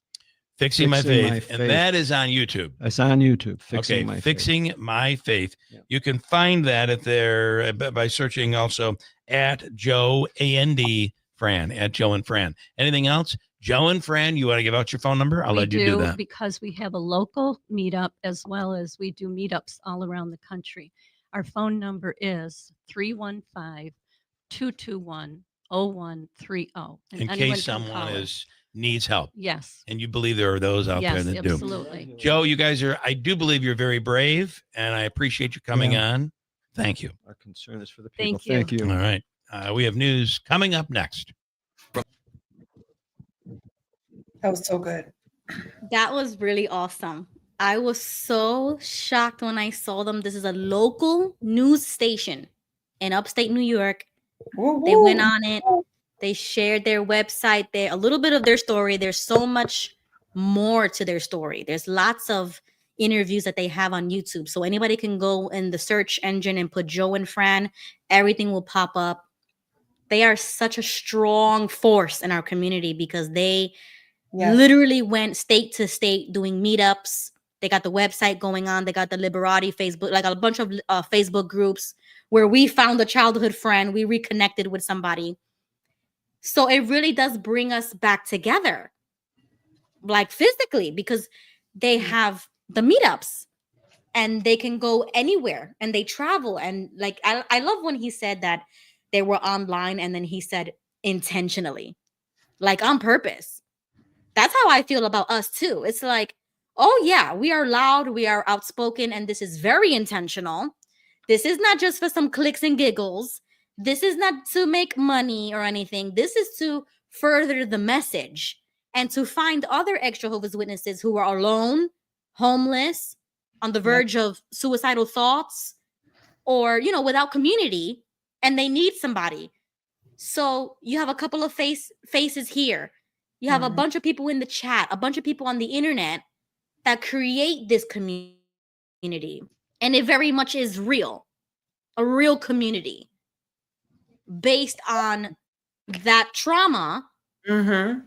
But we get to share our new milestones in life because we can't call our mom and say, hey, mom, I got baptized, or hey, mom, I went to college. I just graduated from college. You can't say those things because you know the type of reaction you're going to get. But we have the community there for us where we can post and we can say congratulations and we can say happy birthday, Merry Christmas. Like we could say all those taboo phrases here with us. Yeah. I like that Joe kept saying that they run things like a corporation. There you go. And he removed that religious aspect from it because it's not a religion. It's not. Right. It's a corporation. They run it like a business. I feel like a lot of the people that end up waking up are people that don't know nothing about what's going on. A lot of the witnesses that remain, they do know about it. They just choose to ignore and to turn a blind eye. Right. And those are the old timers, the one that's been there probably for 50, 60, 70, 80, you know what I'm saying? Like they die witnesses. Yep. Yep. It's just, I think it's also a learned behavior because, like how my mom studied with an older couple and they were in the organization for 50 something years. So these are just learned behaviors that is generational. Oh, that's a good point. And that's how I kind of feel like when she was taken under somebody's wing and that brainwashing started, it stuck so hard because she was at such a vulnerable age. And then it's kind of like they try to prove it to themselves and they use these, like how we use signs and symbols. They kind of twist it for JW stuff like, oh, this is a sign from Jehovah. That this is the truth and I gotta do things right. And if something bad happens, they're like, oh, that's Satan. And it's like, sometimes you could take that a little too far, but that's how they rationalize it to themselves. And they justify their lifestyle, their belief system, like literally everything. And that's why they can do things that are so like unimaginable, like shun your own parents who are in their 70s, like Joe and Fran. You know what I'm saying? Like who would do that? And then, switch it around. How could our parents shun us when we're starting our own families? We're getting married, we're having babies, we're like brand new life is coming into this family and you completely cut that out? Yeah. And you don't want to be a part of that? That doesn't make any sense. Yeah. I'm gonna have to take their number. I'm gonna have to watch that again, take their number because I didn't hear that part. That's awesome that they share that. I know they do it, but like I didn't know like they have a number that people can text and like they share that information. Oh yes, they share their phone number. So if anybody is interested, we'll also put that in the description. They share it every Wednesday night too. They always have people calling. They're very personal. You guys are awesome. And that's why I love people like Joe and Fran. And I try to make myself also very accessible. like through Discord, through X, you know, DMs and stuff like that. I don't really do the phone, but like email, text. Yeah. I try to be accessible because I know what it feels like to have nobody to talk to, because that was us Thank you. not so long ago. You know what I also felt like? I feel like we're all born with the natural instinct to know when something is a little fishy. You know what I'm saying? Aside from having that Bible trained conscience, Yeah. when you're confronted with something that starts to question, you start to question. That kind of don't sound right. You know what I'm saying? It's a natural instinct for us to like react or question or be curious, to inquire for more info. Yeah. And they completely remove that from you. No, Yes. you have to follow the governing body. What about God? It's always the governing body. The governing body said this, the governing body said that. The governing body has new enlightenment. Like, this is a man. This is man. I thought we were supposed to worship God. I thought we were supposed to Exactly. worship God. Exactly. So I'm really happy that Fran mentioned the Pennsylvania thing, because that's the next story that we were going to go into. And for those of you who might not know, there was a huge like, they blew the lid off of the abuse that was happening in Kingdom Halls in Pennsylvania. There was 14. I think that was because one of the guys committed suicide, but there was 14 that were arrested in regards to CSA in the congregations of Jehovah's Witnesses in Pennsylvania. And ever since that arrest, we've been seeing convictions. We've been seeing sentences. We've been like knowing their names, who they are. And I'm so glad that that has been uncovered, because now we know. Now we have the proof. We have the evidence straight from Pennsylvania, straight from, and even before Pennsylvania, it was California, Candace Conti case. You know what I'm saying? Like Montana, there was a case in Montana that we covered long ago. So there's a new update, and I'm gonna share my screen. Mark O'Donnell shared this today. Okay, you should be able to see it on the screen. And Mark O'Donnell is another XJW who has really like he's covered these stories, you know, like he was either there in person or he had people there in the court, you know, audience, so that they can see this, you know, witness it, and then write their own articles or tell him how it went. So Mark O'Donnell is a really great resource on X. So this is what he writes. He says, breaking: a jury of 12 has just found Sean Schaefer, 46, guilty on all 7 counts of the rape and sexual assaults on a minor, 7 to 12 years of age, from 1995 to 2000. The judge immediately revoked Schaefer's bond, and Schaefer was placed in handcuffs and led away for processing. Loud shrieks of sobbing were heard from the family of Schaefer, including his wife and the Jehovah's Witnesses who came to support him. Sentencing has been scheduled by the judge for February 19th. So that's the story that I was telling you, Tony, that the reaction of the family is exactly what we're talking about. Yep. As if these people could do no wrong, as if they're sinless. Yep. And they will defend these people tooth and nail. I just went through this with my uncle. With the evidence, with the proof, it doesn't matter. And I don't know how these people can do it.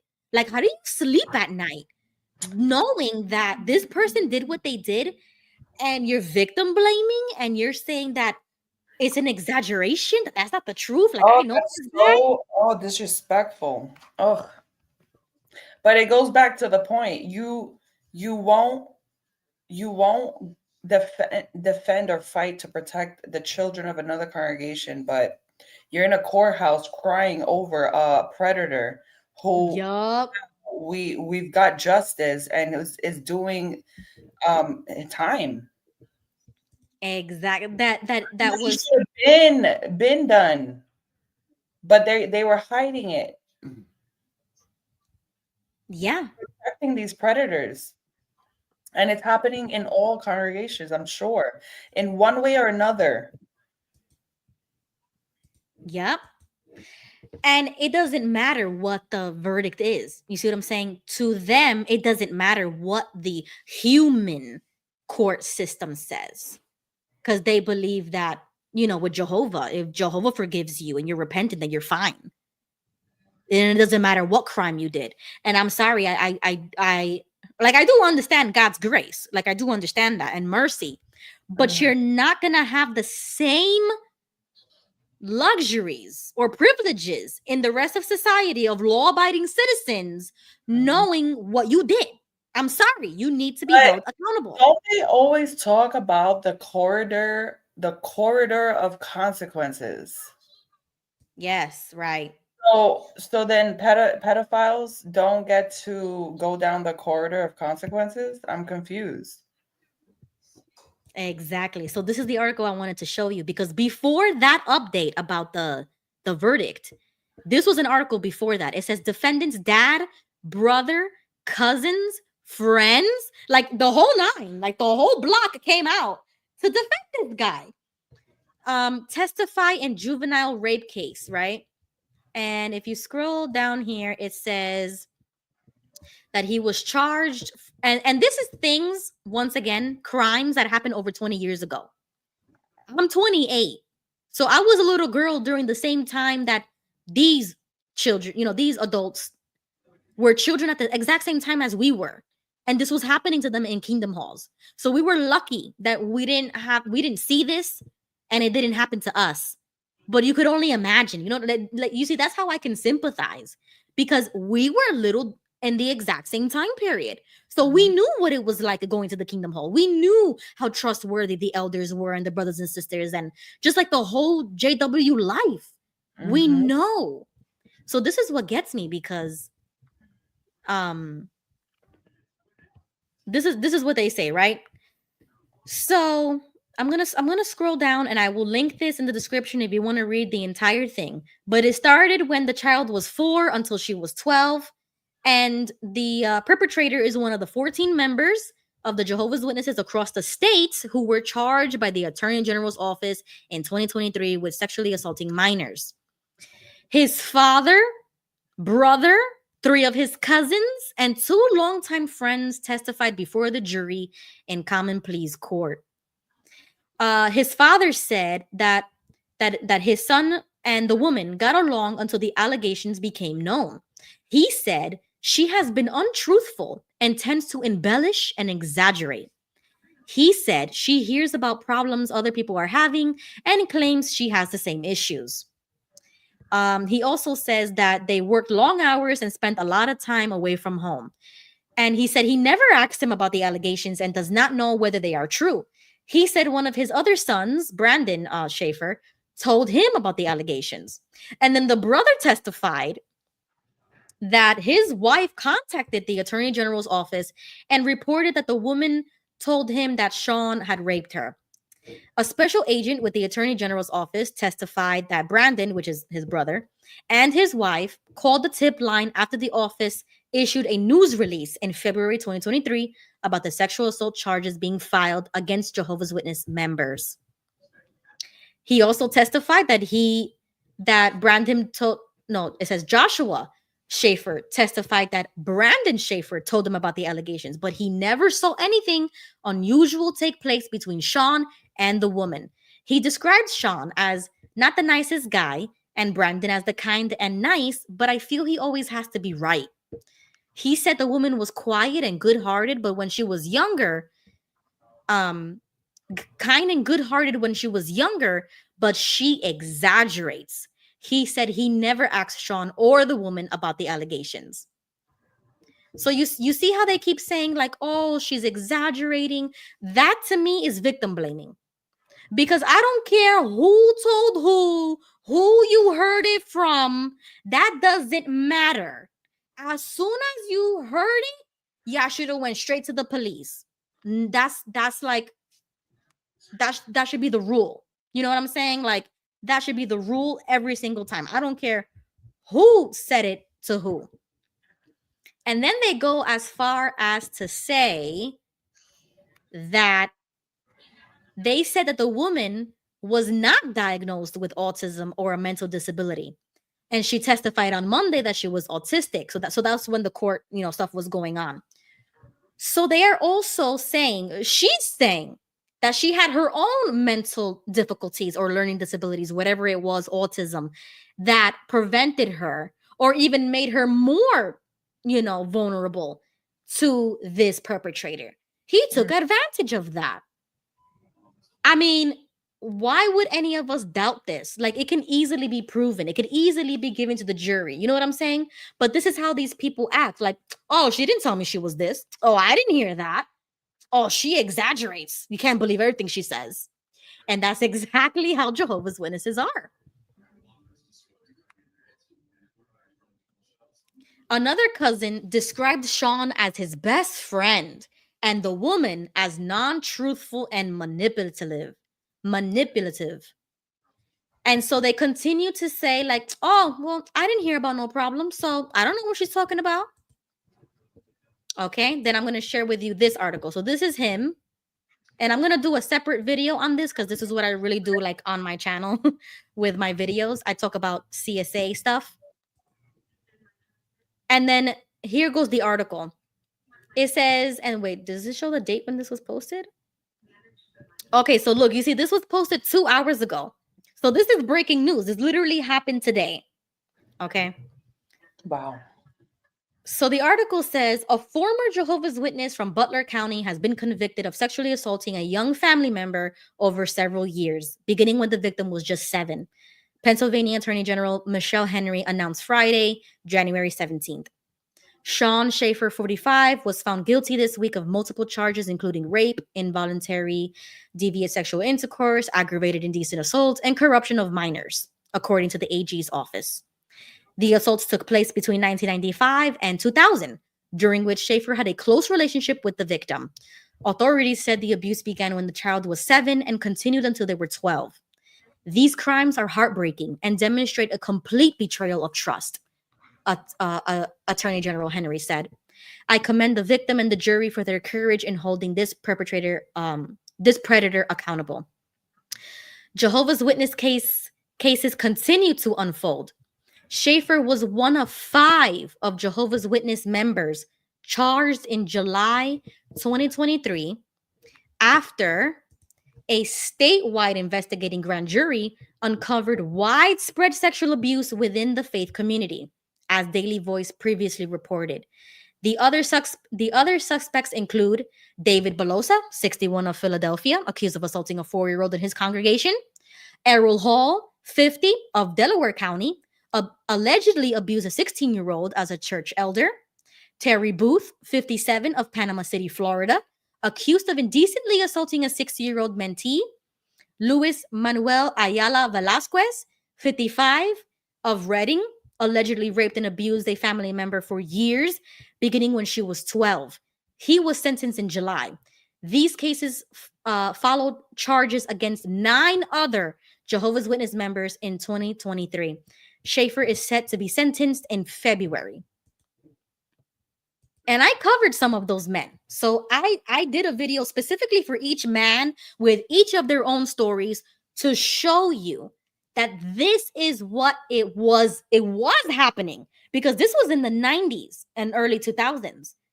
Those people are already adults, traumatized by those people and those elders who they trusted. They held positions of power in a congregation, spiritual counselors, guidance, spiritual fathers. You would look up to them, like they were going to really bring you close, draw you close to Jehovah. And then they end up abusing you. We never heard that stuff happening. We didn't see it. We didn't hear it.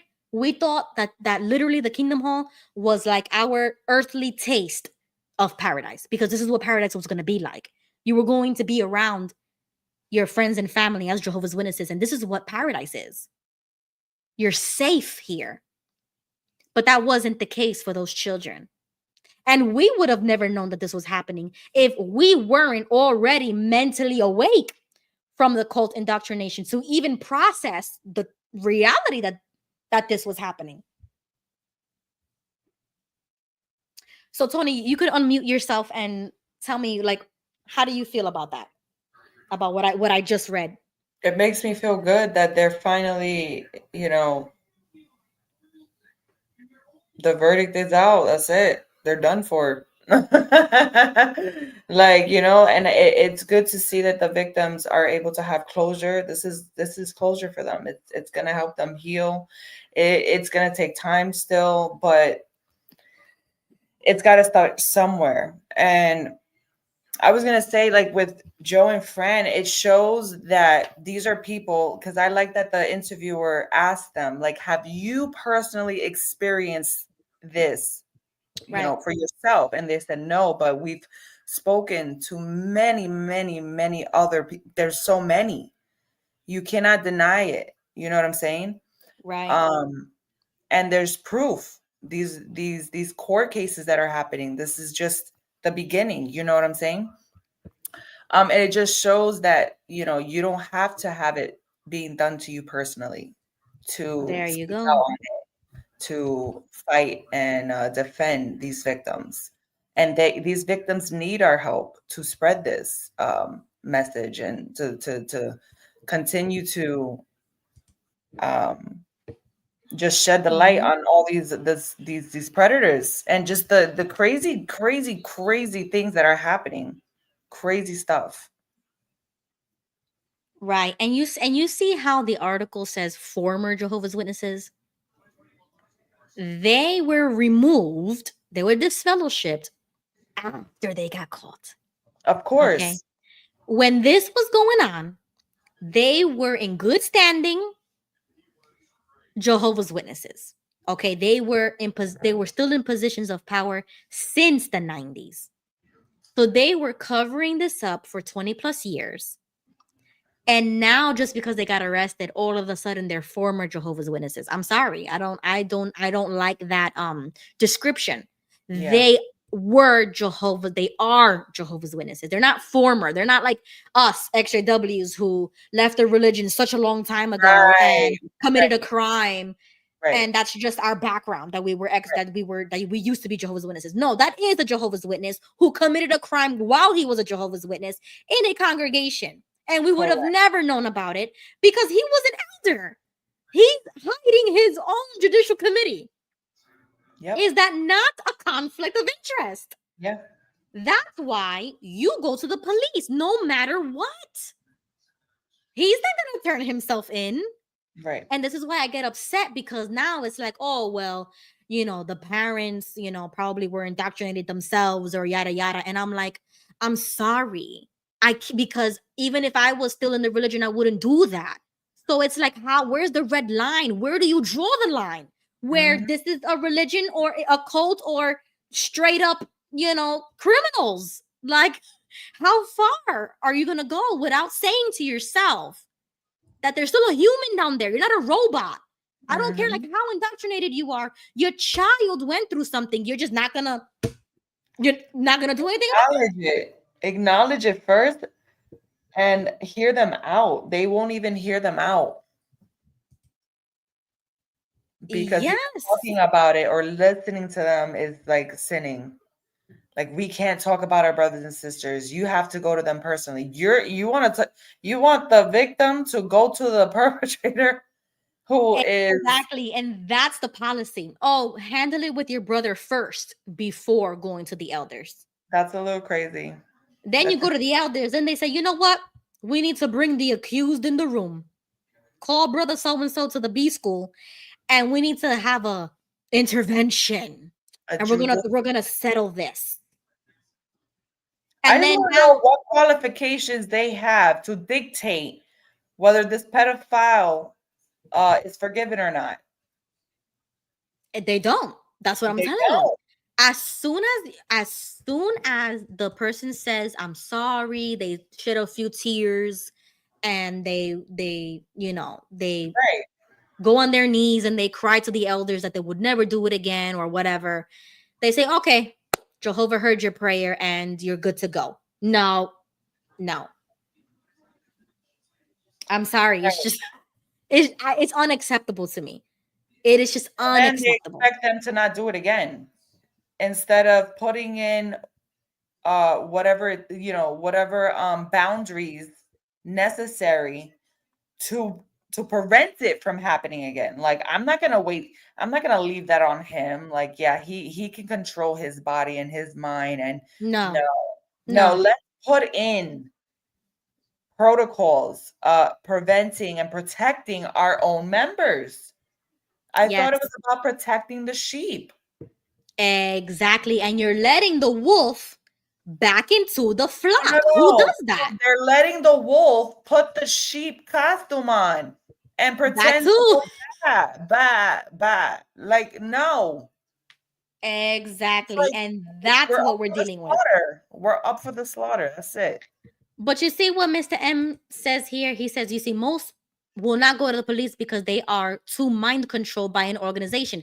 So that's when I used to say to myself, if you have no like common sense, right? Like your humanity never comes out because it just doesn't for some reason. And we're the only ones that it does. That's what used to make me believe then you're controlled by something else and it ain't Jehovah. Like it ain't Holy Spirit in here. Mhm. That's demonic.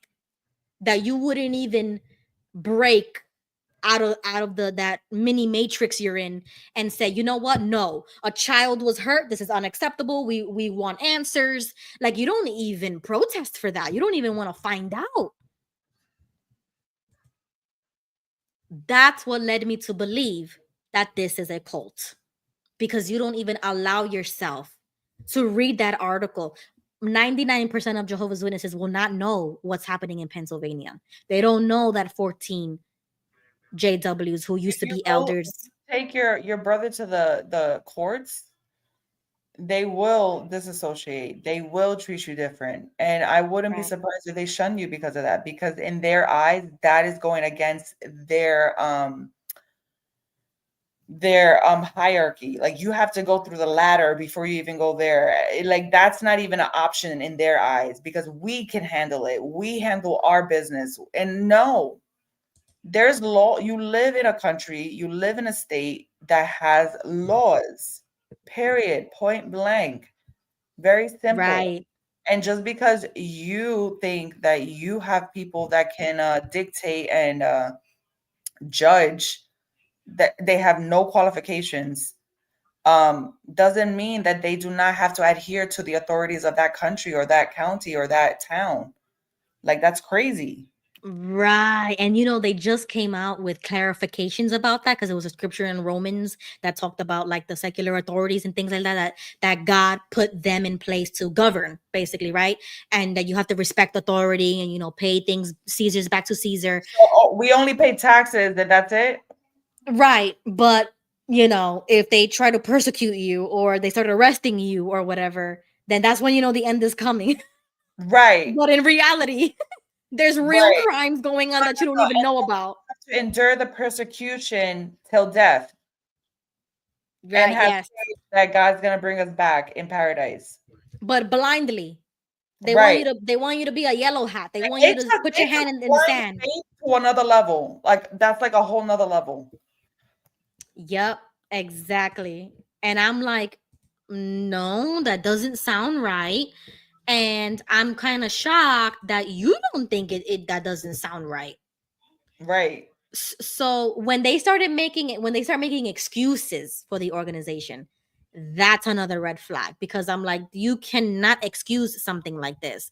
If he was found guilty, right, because he's already guilty, we're just going to wait for the sentencing, then there is no justification to say, oh, well, that was just that one brother in that one hall in Pennsylvania. But And the thing is, they have the evidence for a lot of stuff that they can easily just give up to the authorities and bring justice to a lot of things. You know what I'm saying? But they're not doing that, because once again, that's I guess that's sinning to them. I don't know. Like, we're supposed to leave things in our organization, and if we bring it in out, Jehovah's hands. Jehovah, yep. And we cannot bring reproach on Jehovah's name. You see, those brothers are bringing reproach They might right as now. well say we cannot bring reproach on the governing body. Like, because who are you really talking about? Who are you really trying to save face for? Who are you really trying to protect? Exactly. And why are you Uh-huh. condoning this atrocious thing? Are you also partakers?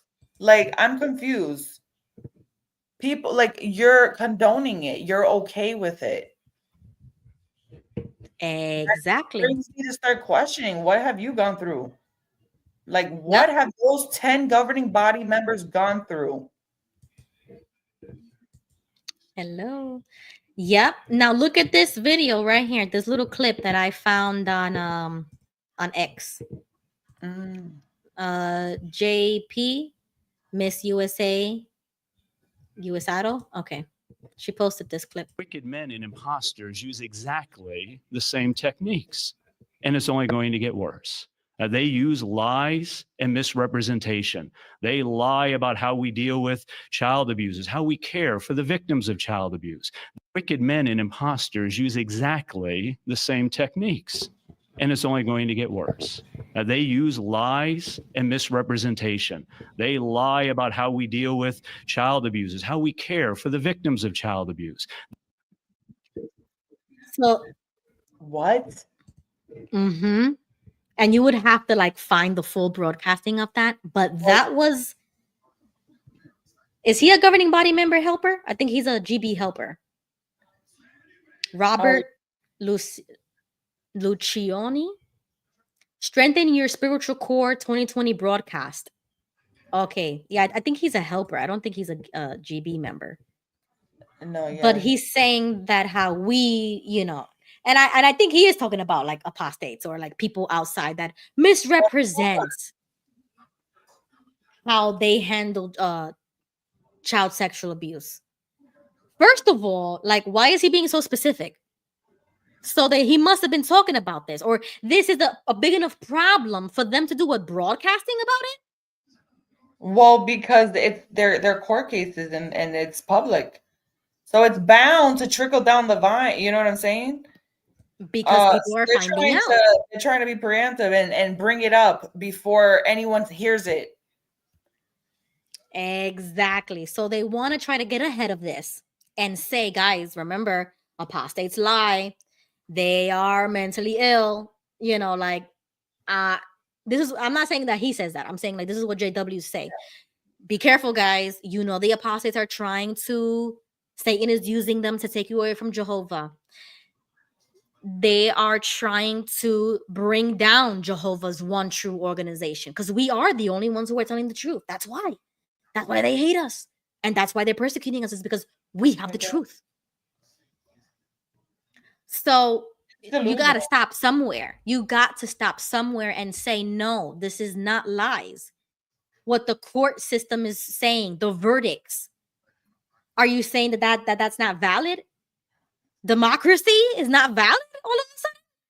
In this republic, the democratic way of doing things, you're saying that that's not good enough? That's fake? Yep.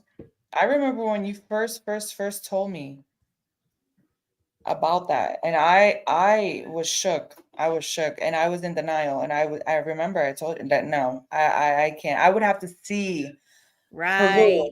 And you showed me, and I said no, yeah, this can't be, no. And I started asking those questions to my own parents, and shut down. And it was just like, that was concerning. That's weird. That's like, whoa. Right. Yep. And you see, that's why we need more people like Joe and Fran, like us, that are uncovering these things. The very first thing that I saw in 2015, before I even knew that apostates like existed online and stuff like that, because I didn't even know that. I saw the clip of Barbara Anderson talking in the early 2000s in that little Dateline thing she did. I think it was Dateline. Yeah. It was like some news network that she went and she did a little documentary of. And she was giving all this information that was like only somebody who worked at Bethel would know that. So that's what gave her, like, she was legit.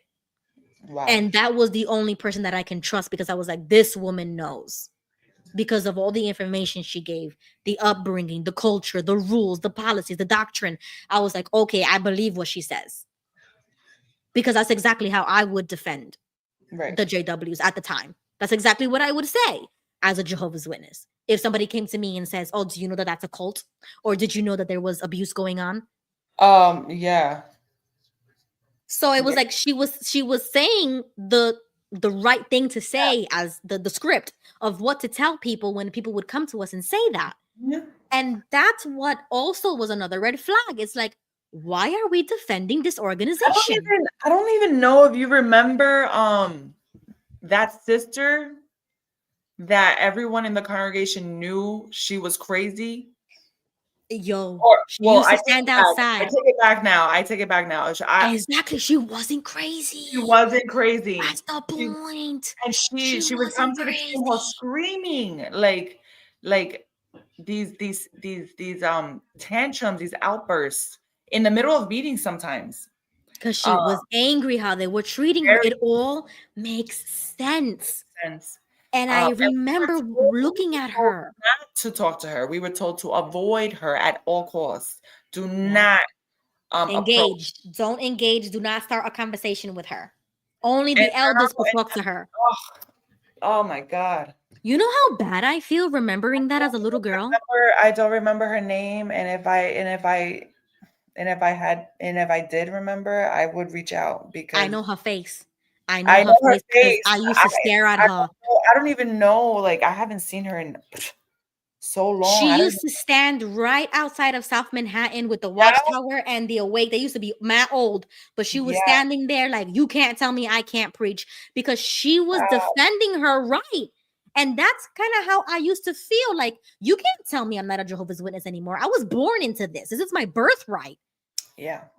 And she was defending the exact same thing. Like, you don't give me authority to preach about the Bible or not. I can preach about the Bible if I want to.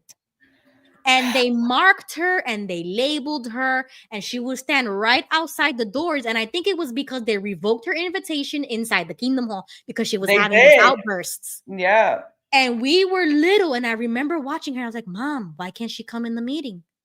And she was like, no, she's not allowed to come in this building. And I was like, but why? And it was because she was mentally ill. They never said she was she never said that she was an apostate. They always told me she was mentally ill. Yep. And now that I'm an apostate myself, I'm like, and now I know what she was doing. Now I know where she was coming from. Yeah. Oh, my heart. And you see, that's why people in our community always want to say that, that's why we have to be different and act different, because they already have that stigma of an apostate or somebody who's going to have outbursts or do like Kingdom Hall crashes or whatever. Yep. I could agree with that to a certain extent. But at the same time, you cannot tell somebody if their action or reaction is approved or not. Like, it is my opinion that you don't police people's ways of activism. You don't tell somebody that this is inappropriate or not. That type of activism, like crashing halls or having an outburst or protesting or doing whatever, because as long as it's legal, then it's okay in the United States of America. I'm not gonna start saying, oh, well, this person's activism is not the right way. You shouldn't be acting like this or talking like that. No, because we're free now. And whatever way we see fit to combat this evil, we need to do it. Because they're not going to be nice. So why am I going to be nice to them? It's like no longer about religion. It's no longer about religion or beliefs or anything like that. It is a battle between good and evil. And we need to do our part to eradicate that evil, because now we know what they're doing.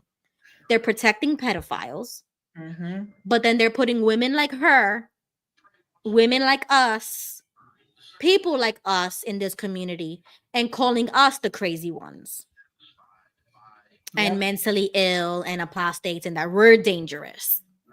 No, you guys are dangerous for hiding pedophiles. Mhm. Where my uncle, Jehovah's Witness, can go to a Kingdom Hall, but other people are rejected who did nothing to a child, who didn't even try doing anything to a child, Mhm. but because they spoke out, they get their invitations revoked, but a pedophile can go inside and have no problem? Yeah, No. that's No. critical. Yeah, it is not okay. So everything that she did now is like validate. Did you Validate. did you see San Diego's? What, this one? Yeah. There's usually about 8 to 12 elders in a hall. If we all get together to crash, we should bring about 25 crashers. And that's what they used to do. Have you seen those YouTube videos of Oh people man, crashing Kingdom Halls on no. YouTube?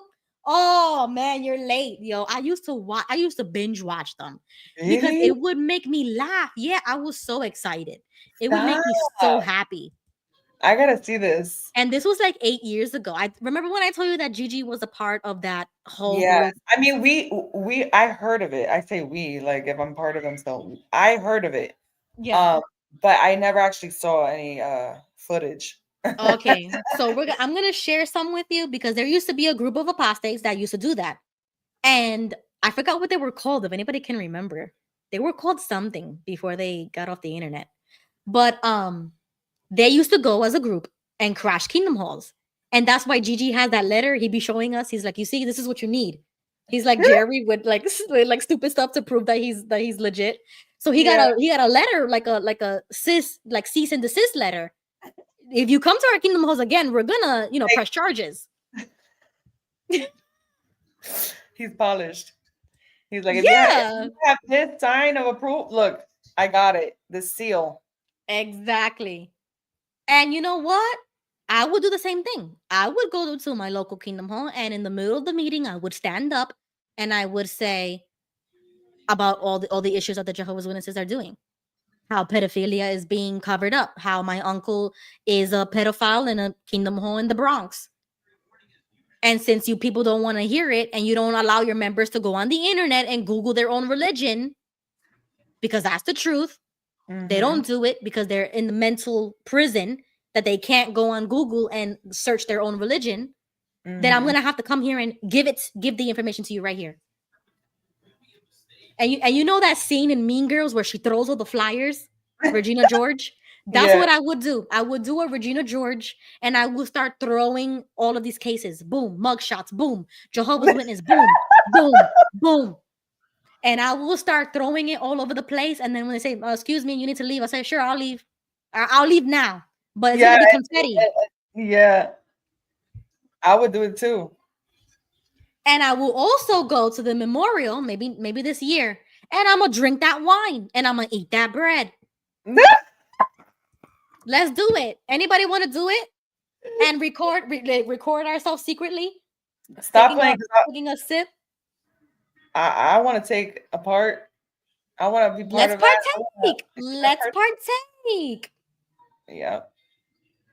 Because we can do this all day and night, making videos, doing lives and everything. But is it really going to reach them? Maybe, maybe not. But if they see a group of people, nice, well dressed, I'm not saying I'm going to get violent. I'm just saying that I'm going to cause some noise. There's a wake up call, everybody. Wake up. Okay? Let's see how many people they let come to memorial after that. Michelle said, let's do it. All right, Michelle. So this year, in March or April, the memorial is, right? I think I'm going to go because the Kingdom Hall's right up the block from me. It's literally 2 minutes away from me. I'm going to go right there. I'm going to partake. And then after our partake, then I'll do the confetti of all the mugshots because I don't want my invitation to be revoked. So let me hold off on that. Let me crash later. Let me do the memorial first. And we should all post our videos and do a combination. And I'll edit everything and put it together. That's Del Real Love. She just put a comment. And that also Leah Remy. Remini. Yeah, Remini. Yeah, when she did that whole show on the Scientology, I heard You about saw it. it? I didn't see it, and that's one thing I want to see on movie night. Oh, movie night. Yep, but when I heard of that, and then when I heard that she interviewed Jehovah's Witnesses, Yeah, she had everybody. She had Lloyd Evans. She had XW Fifth. He's a rapper. She had a whole panel of Jehovah's Witnesses, and I wow, was so excited. I was watching that in my dad's house, Christmas 2020, 2020. No, no, no, wow, no. Before that, before that. Does anybody know when that came out? Because it was back in the day. It was a few yeah, years it was ago. definitely after 2012, I would say maybe. No, Brielle was a baby. She was a baby. So Oh, 2018, so 2017, 2018. okay. 2017, 2018. Because Brielle was a baby, and I have a picture of her putting an ornament on the Christmas tree. And that's how I remember it, because I was in my dad's house. Oh, It was Christmas time, and I was watching it on his TV. It was like the on-demand thingy. And I was watching it, the whole thing. Yep, 2018. 2018. Michelle says that episode on Scientology also changed my life. I spoke about it on Facebook, and my sister started shunning me right after that. You see, you're that's not what. allowed. Nope. You are not allowed to watch a TV show that talks negatively about the Jehovah's Witnesses. You're not allowed to Google, read articles, watch YouTube videos. That's it. You get marked for disassociation.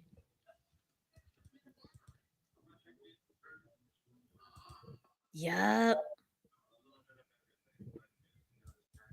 Oh, Thrifty makes a good point. She says she wouldn't partake because she feels like it would make a spiritual tie between herself and the organization. Oh, that's a good But point. but you know what?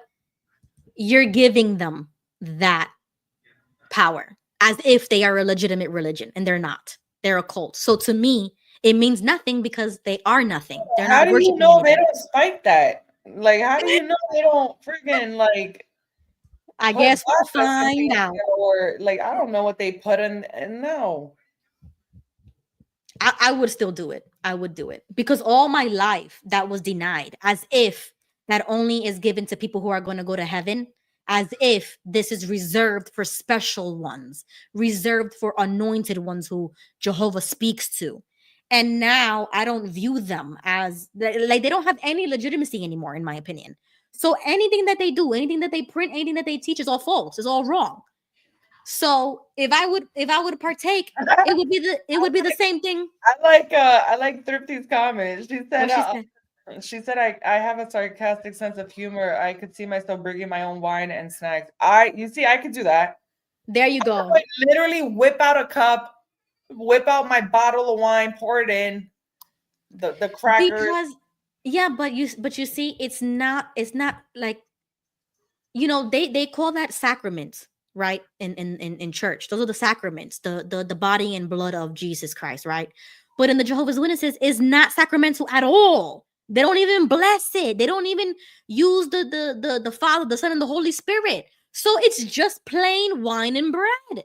You see what I'm saying? It doesn't have the same significance that it would mean when you actually bless it. Like when a priest actually blesses it, that this is the body and blood of Jesus Christ. You know what I'm saying? The Jehovah's Witnesses don't do that. So it's almost like a party.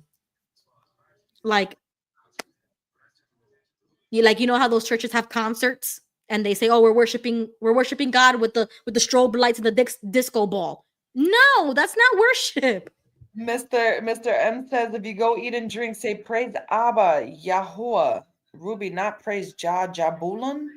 Yeah, Mr. M is very interesting. And he's sent me a lot of stuff. And that's what Mr. M believes in. What? Like, how Jesus's name is not really Jesus, is Yahuwah, and certain stuff like that. I looked into it. He sent me a bunch of stuff and I watched videos and like the crosses and stuff like that, like the origins of certain things, and I looked into it. Interesting. Send it this way. Yeah, it's a lot. It's a lot. Yes, the real love says you go. We should get everybody to try to post something on that day of eating bread and drinking wine. That, you see that? Yes, that's what I'm saying. We should do a whole campaign of XJW memorials. Oh, And we should go in person and do that. that is dope. That would be nice if we could celebrate that together. Yep. I'm waiting for Ruby to toss her wig in the air. What? That's hilarious. Mr. M says the Messiah told his followers in the book of John, no one has seen heaven, as he states he is returning to raise up meaning everlasting life on this planet. Mm-hmm. Yes, their real love says she's all down. And it would be so nice if you could send me your, like, everybody send me your recording through email. I'll download it and I'll make a whole one video of all of us doing it like at the exact same time. Like, okay, let's go to Florida, let's go to California, let's go to New York, and each one of us gives their little clip. Yeah, that would be really nice. Yep. Yeah, so that's what Mr. M believes in. Very interesting. I want to know more.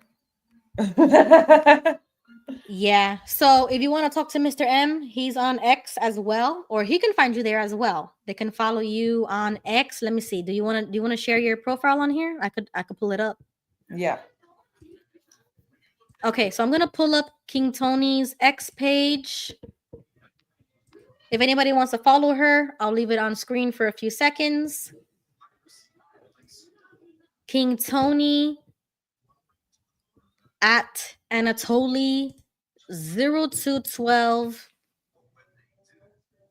You can follow her there. Send her any information you would like or get in contact. And your guys, I usually have my information in the description below. Regina George.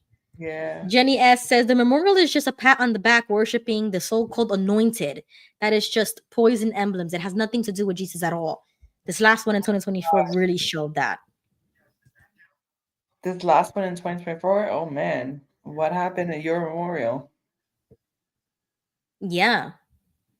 If anybody wants to go on Discord, somebody should post the Discord link if you can, if there's any mods available. Post the Discord so that people also can get in contact with us, and everybody can continue the conversation over there, because we've been streaming for about 2 hours now. So I'm gonna try to wrap it up, because I said, oh, we'll just be there for 1 hour and that's it. But it ended up being this long. But yeah, after I saw Scientology with Leah Remini, and before Leah Remini, there was a different documentary about Scientology, like by itself. And I remember watching it with my mom in grandma's house in the room, and we were watching it, and my mom says, "Yeah, you see Scientology, they compare us a lot to Scientology." And I was like, "Really? I wonder why. Who would compare?" No, but I was thinking, like, who would compare us? They're a completely different religion, like what they believe in and stuff like that. So it was really weird that my mom was saying, yeah, they a lot of people they compare us. And I was just like, first of all, that's weird. And then she said, but Scientology is a cult. And I was like, what's that? And she was like, well, basically false religion. They believe in crazy things. And I was like, well, I mean, I could agree with you on that. They believe in crazy things. And that's, I remember that conversation that we had, because she was like, oh, no, they're a cult, definitely. And they compare us, but we're not a cult. She said, we're a religion. And I was like, oh, okay. If I was old enough to really understand that little moment in time, that would have been my moment. Right. I would have woke up right there. Wow. But I took it and I was like, okay, like I was safe again. Oh my goodness, how could they compare us to a cult like Scientology? No. I'm a religion. This is my religion. Not the cult. But it's not even, it's like, why wouldn't you question? Why do they compare us to them? What similarities do we have that they, you know what I'm saying? Like, what are the similarities? And go down the line. They don't want to do that. because they don't want to come face to face with the realization that they're in a cult as well, and that they raise their children in cults. Right. Exactly. All right. Well, any final thoughts, Tony? Any final thoughts that you want to give before we wrap it up? No, I'm pretty much done. This was amazing. Thank you for having me on, everyone. Thank you for joining and listening. And I'll let you guys go. Or we're Yep. wrapping now, right? Yep. We're gonna play our outro. If anybody wants to find us, please join our Discord server, XJW Friends. You can also reach Joe and Fran if you want to. They have their own phone number. Their website is xjwfriends.com. You can also Yeah, find I'm them gonna check on that out too, because I didn't know they had a website. Yeah. Yep, xjwfriends.com. And we can find their phone number. Somebody can post it in the description or the Discord as well. Yeah. If you want to find us on YouTube, Vern is Fixing My Faith on YouTube. And my YouTube channel is just my name, Ruby Quinn. My handle is at New Eurekan on any social media platform. You can find me anywhere. And I am going to let you guys go now. Thank you so much for joining us and spending time with us. If you have any stories that you want us to cover, send them to me through email. You can find my email on my bio on YouTube, or you can DM me on Discord. Or if you want to share your own story, let me know. We can do a little segment. It doesn't have to be live. It could be recorded, or it can be live. If you would like to give a story, definitely let us know as well. All right. Bye, everybody. Thank you so much. See you next. See you. Okay. Whoa, wait. Before I forget, this weekend is really important for American politics. I'm going to be on the XJW Political Corner. We're going to stream on Sunday for the rally, Monday for the inauguration, Tuesday for the XJW Political Corner. It's going to be a wonderful week this weekend, hopefully. And next Friday, we will catch you for JW News. And hopefully, Vern is better by then. Hopefully, you get better, Vern. And all right, we'll catch you next time. Bye.